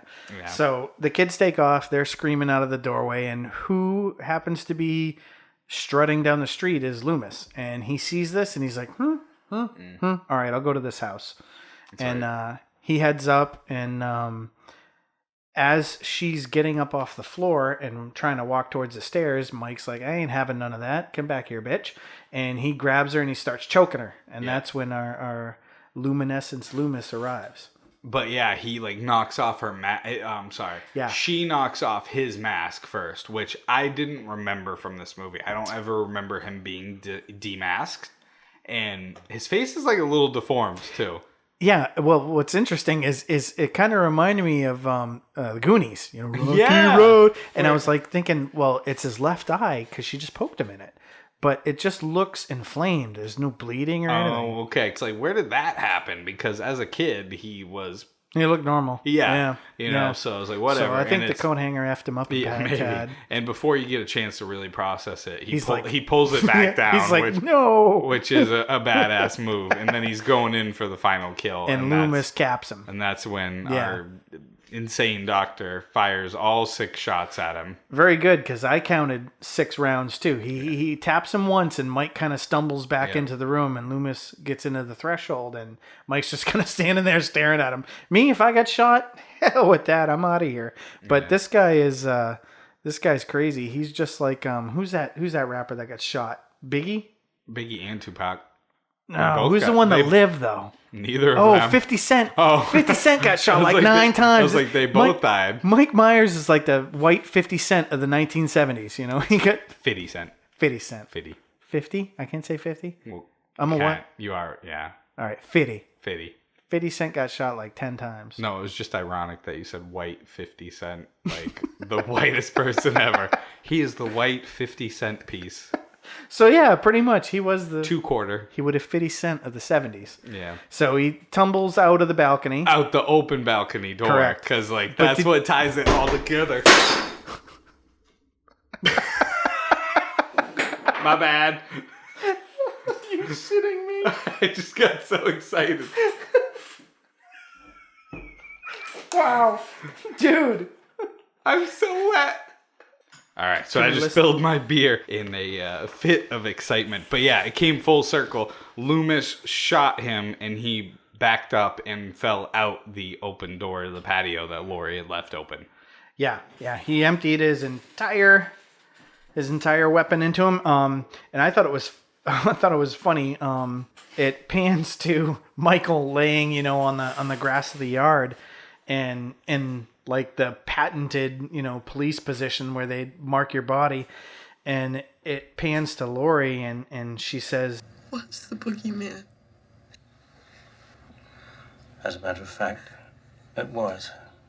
And so Loomis is like, "Oh, well, I gotta go find my kill," sort of like a hunter does when he's going through the woods to find the deer. Or Call of Duty, you gotta get that tag yeah, to confirm that kill. Loomis is playing confirm kill, and Mike's gone. And then boom, as soon as it sees Mike's gone, it goes right into the the Halloween theme. Yes, and then it cuts to all of the scenes in the movie. Yeah, like I think that was the most powerful. Oh, and then my God. And that's when I don't recall seeing a movie since that has done that. Yeah, and if you haven't seen the movie, so it goes from like the Myers house, pitch black, to the Wallaces. Yeah, and it bounces to all the scenes places that you just saw, yeah. And it's playing the Halloween theme, which is super creepy and amazing to begin with, and then over that is his heavy breathing, and I think what Carpenter is trying to instill in you is that Mike can be anywhere, right, in these places, and you're not going to know it. And right. And if you have a .38 revolver, forget it. Your 6 rounds ain't going to cut it. So that was pretty much the last scene of the movie, and then it cuts to credit. From there, I would say some of the things that if we were to do some kill counts here, Mike kills 2 dogs. Yes. All right. And that was one thing we didn't really touch on, is when he killed the dog where Annie was hanging out. But that's true. What was that dog's name? Lester? I don't remember, but I think so. Something like that. Yeah. But he kills 2 dogs, 3 girls, and 2 guys throughout the entire movie. So there's the death streak. You think he would have got a carpet bomb with a B-52 with that? He definitely would have got a UAV. Oh, we're going back to Call of Duty. Yeah, that was a pretty solid kill streak. Yeah, not bad. At least the care package, right? Yeah. All right, so we have some superlatives for all of our movies, right? So not just for a horror movie, but any movie we would do best moment for you. Yeah, absolutely. And in a horror movie, you'd probably talk about kills, like what would be the best kill. Yep. But synonymous with best moment. But best moment, because honestly, the kills in this movie were probably the part that was lacking to me. Right now, that's I didn't pick a kill for the best moment. I didn't either, because the kills were probably the weakest part of the movie, which was okay, but for your what we've become accustomed to for Yeah. like a slasher, yeah, especially exactly. is like it's like, oh, that was a sweet kill. Yeah. You know what I mean? Yeah. Like really inventive or like gory kills, and these were very tame, especially. So, what would be your best moment? So my best moment I thought was really when Loomis capped Mike 6 times. Oh, that's I cool. really thought that was cool when Mike defiantly just kind of stood there after that first shot and was like, "What the f else you got?" You know, Yeah. I thought that was the Come coolest at me, moment. bro. Come at me, bro. The 70s version of it. So mine was Lori going through the house. What would that be? Not the Wallace house, right? Yeah. So the lead up to the final. Yeah, so right Finale. before he appears / when he appears, that was just so suspenseful for me for a movie I'd already seen. It was like, oh, just so good. Yeah. All right. I can get along. I can get on that bandwagon. We had another category where we were going to pick Best outfit. At best outfit. Yeah. And I'll let you go first. So I have two answers. No, you can only have one. No, I Bob. have two. Because if I was being serious, it would be, I already alluded to it a little bit earlier. It would be Annie's outfit with like the sweater vest with like the giant. So you're saying best female outfit. Yeah, I mean, because Bob's a little bitch. You know what I mean? And Loomis is crazy, and the sheriff, yeah. So I'm going best female outfit, like, but yeah, I like Annie's outfit. I thought it was pretty cool. But if I had a silly answer, it would definitely be the spooky ghost costume with the Bob glasses over the top. Well, I think that was the most thoughtful one. Yeah, I'd have to say, for me, hands down, it was Michael Myers' outfit. the jumpsuit. Yeah, well, it's a timeless ensemble. Think about it. It's a killer attire that spans generations of killers. Any killer through any decade could wear that, and you'd be like, "Oh my shit, I'm scared of this dude." All right, solid. Yeah, Jason ripped it off too. Yeah, he did. So before we started this, I kind of forgot that we added "Who would you be" as a superlative because We're gonna skip to that one. Well, Yeah, I'm let's go to sorry. Who Would You Be? Yeah, I'm sorry. I did. It's okay. We'll go to Who Would You Be? Because we already talked about it. I apparently would be Annie. Wait, you're picking her as best babe? No, that's who you would be. Oh, yeah. Okay. Who would you be? You're Annie. Yeah, I'm okay. Annie. Who would you be in this Oh, universe? for Christ's sake. Probably Tommy, because I'd get picked on by bullies, and the boogeyman scares the hell out of me. So I'd be Tommy. Solid. Like Solid. literally, Yeah. that's who I identified with the most. All right. So yes, you're correct. I did. That's all good. Did gloss over Best Babe, Yeah. which we'll do regardless of if it's a horror movie, which typically do kind of objectify women, but because we're dudes and we do plan on having our wives on at some point as guests, and we'll certainly call on them like best studs, right? Sure. So Well, it would be funny if we had them pick best babes. Yeah, it'd be Yeah. interesting to see who they Yeah. have, but we'll let them talk about the guys too, but yeah, because Bob's, for a dude, it would probably be the sheriff because screw Bob and Loomis, right? Yeah, who wants that show with Bob? But oh no, caretaker. That's the That's the cemetery. best dude. Yeah. So best babe. Oh cripes! If you were to ask me that 30 years ago, Laurie Strode, all the way. But now, really, if I'm going to be honest, watching it, it's Linda. That girl smokes, drinks, makes jokes, and right after sex, oh my god, she's like awesome. She does. And before we did this movie, I went into it remembering Linda, but you don't get a good look at her face, so I don't know like how pretty or whatnot she is, but Judith Myers had a way better body than Linda. Okay, well, and speaking of objectifying women, but I was talking the whole picture, but Totally. yeah, you Well, really think and Judith would have been more? Well, I guess think of her boyfriend. It was like 2 minutes, so yeah, maybe she was the prime Yeah, pick. she set the bar low, man. I could impress her. Yeah. Okay. All right. I can get on with that. All right. Would you survive in this universe? Oh, good lord. Hell no. And horror movies, particularly this one, and as we've talked about, they taught you if you drink, do drugs, or have sex, you're not going to live. Well, those are 3 things. I did one of them in high school, and I drank, so I wouldn't have lived. So no, I would have died. Yeah. So not to rub it in. I'm sorry, but I did not have difficulty in high school. Hashtag rubbing it in. Yeah, but I did drink and do drugs and was constantly chasing. Oh, cripes, you'd in the first kill. I so would have, and You probably wouldn't have made the movie. and was constantly chasing tail, right? / I am a big like horror movie Halloween fan. So I don't think I would be the kind of person that if I heard like the trash can tip over on like June 14th, I would have been like, hello, who is that? But on Halloween night, I'd be like, oh, these are my buddies trying to fuck with me. And I would totally be that guy that would fall right into Michael's trap and like be like Bob, like, who's in that cupboard? Who's in that pantry? Where's my crackers? So my ass would be We're both smoked. dead. All right, cool. All right, so we get on now to actually rating the movies that we do. And so we have a rating scale here on the Worm's Eye View. We're rating them in terms of burgers. Juicy burgers. Juicy burgers. Because nobody else rates movies based on burgers, No, especially a worm-based podcast. Yeah. And we'll tell you at a later date what this actual rating system means. But so for right now, all you need to know is that we are going to rate based on a burger scale from 1 to 5. Yep. And you can do half burgers if you want, but you got to stipulate that if you're going to do a half burger, are you doing the top half of the burger, which is basically the bun, the mayo, the tomato, The bacon. and the lettuce, or are you going to do the bottom half of the burger, which is the burger and the bun? Okay. So the bottom half of the burger is better. Oh, is it? All right. Well, I guess, yeah, that's where the actual burger is. But So All I'll right. go ahead and start with you. What did you rate this movie on the burger scale? all right. So I do have to do a little bit of a caveat, right? So if we're looking at just the canon of horror movies, this is a straight 5 out of 5. Jesus. This is the cream of the crop when it comes to horror movies. But as much as I love horror movies, if we were to look at this, on the spectrum of every movie ever made, I can't give it a perfect score. Yep. But I would certainly give it a solid 4 out of 5.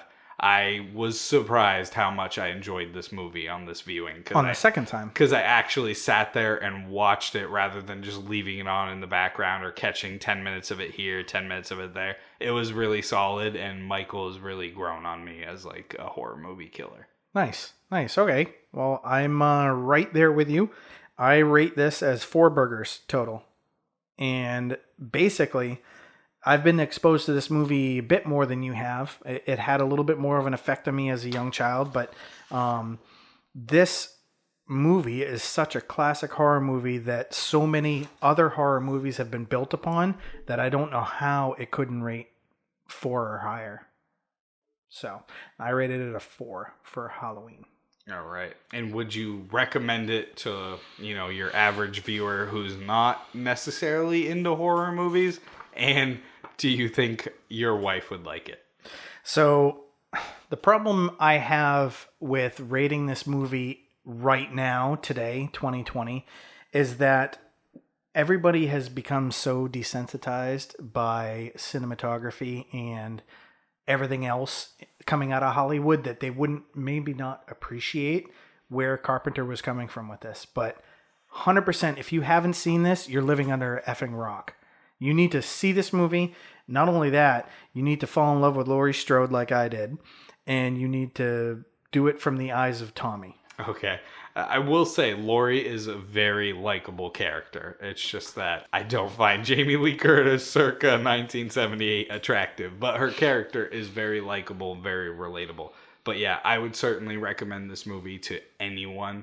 And my wife would hate it only because she hates horror movies, and she doesn't like old classic cinematography. Sometimes, she likes a little bit quicker pace, a little flashier effects and whatnot, which I understand where she's coming from, but she would not like this movie. But I would recommend this to anybody else. Yeah, absolutely. All right, here's one for you. What would you guess is the Rotten Tomatoes score on it? Oh, gosh. And if you're not familiar with Rotten Tomatoes, they do things a little bit differently. They don't score it like, oh, this is a 4 out of 5. They do it based on a percentage of critics. Yep, 0 to 100. Professional critics. Yeah. How many of them gave it a positive score? So, and I don't know what the answer is. We're going to pause so I can look it up. But I would guess, only because the internet didn't exist in 1978, and I think a lot of these post critics. Exactly. Yeah. I bet you they hated it when it came out. You think? I do, only because Hollywood just can be that way, and if it's if it's not La La Land or this Oscar bait, they turn their nose up at it. So I feel like they hated it when it came out. I don't know if that's true or not, but the fact that Rotten Tomatoes has only been around for a couple years and Halloween's been around for 40 something, I bet you it's gotten a little bit more love than it would have back then. And I'm gonna guess it's 80%. I'm gonna say I think it's higher. I'd have to say 94%. Certified fresh, 96%. Booyah! A 96. Booyah! I was off by 2%. I'm telling you though, if we had guessed that, not that the internet or Rotten Tomatoes existed in '78, it would have been lower. There's no way it wouldn't have been. So you're arguing that you're right, and you're closer, Henry? I'm not. Okay. No, I'm not arguing that for a second. Like I said, it would be curious to see if what really happened back then. Gotcha. All right. Yeah, I don't know. And maybe somebody knows a little bit better. Like maybe there's a way you can look up like an archive of like what Siskel and Ebert said in 1978. But they must have been like, this is a piece of trash. Like if you see this, you deserve to burn in hell. Probably. All right. So the last thing we got to do is we got to spin the wheel to figure out what we're going to... We do, don't we? Do you have anything else you want to say about Halloween? No. Go see it. If you haven't, you're under a rock, just like Patrick Star from SpongeBob SquarePants. Go check this movie out. It won't give you the thrills that a movie you've seen recently or made anything after 1990 will give you, but holy shit, this should give you the scares. And I disagree. I think it would give you the thrills. Okay. All right. But I'm Annie. You are Annie. Yeah. All right. So we got to spin the wheel. What we're heading into the 1980s. Yeah. So what we're doing now, like Thatcher told you before, we are going to give you what we're doing next for a movie review. So we are going to spin for our genre, and then we're going to just do the 80s. So we got to do an 80s something.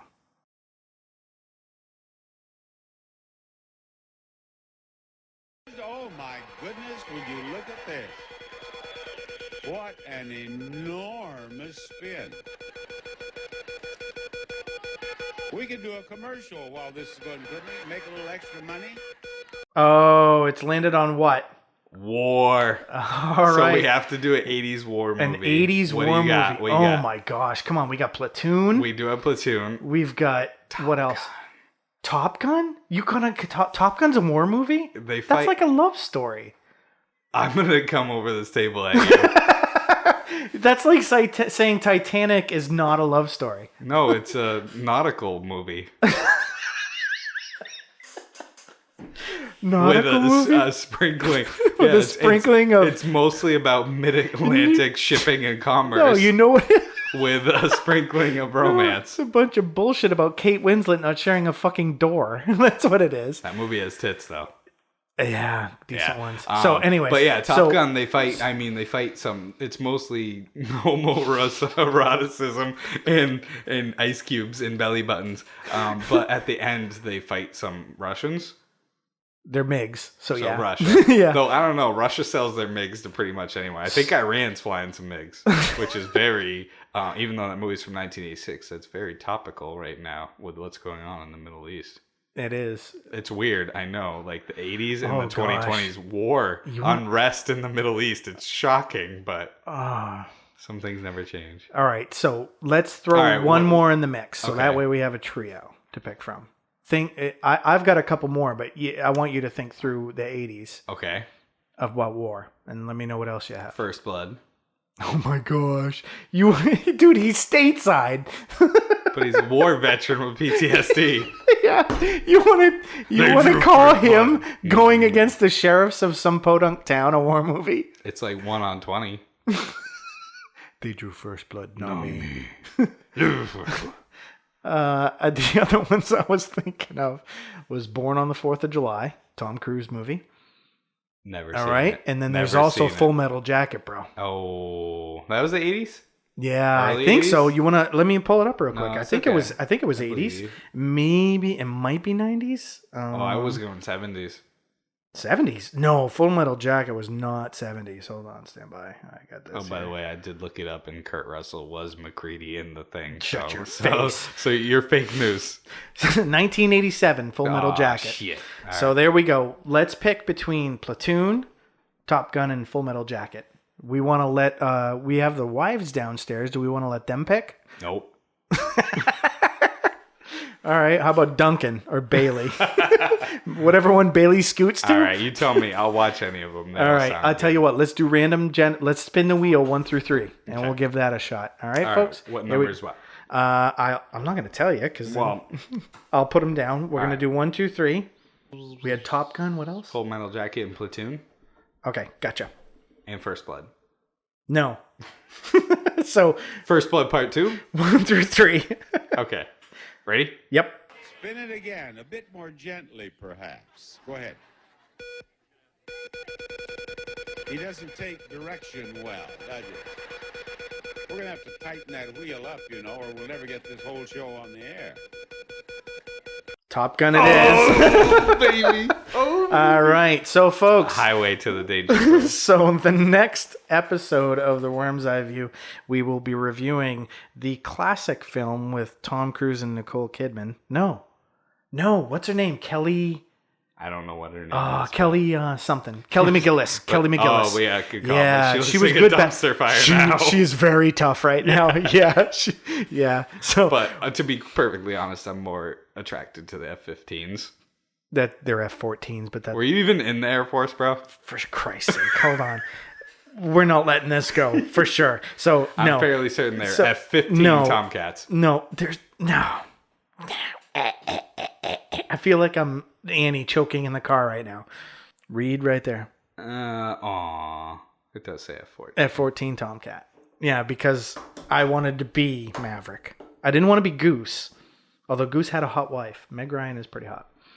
So that yeah, was Meg Ryan. Oh, so we all have right, so much to talk about. We yes, can't all talk right. about this. So thank you for listening, all of you 2 people, which will be me and Thatcher. Yeah, because my And- wife already said she's not going to listen I to think it. Kylie will listen. I think my kids will listen for like maybe 20 minutes and then be like, I'm shutting this shit off. Just to insult us. Yeah. But be in tune for our next episode, which will be filmed Top Gun, and it has Tom Skerritt in it. It does. And Meg Ryan. It does. Kelly McGillis. It does. Anthony... what was Goose's name? Anthony something. I don't know, but you're forgetting Val Kilmer as Iceman. Yeah, he's rough looking now too. All right, Yeah, anyways, yeah. we're going to leave it here. Thanks for listening. Catch you next.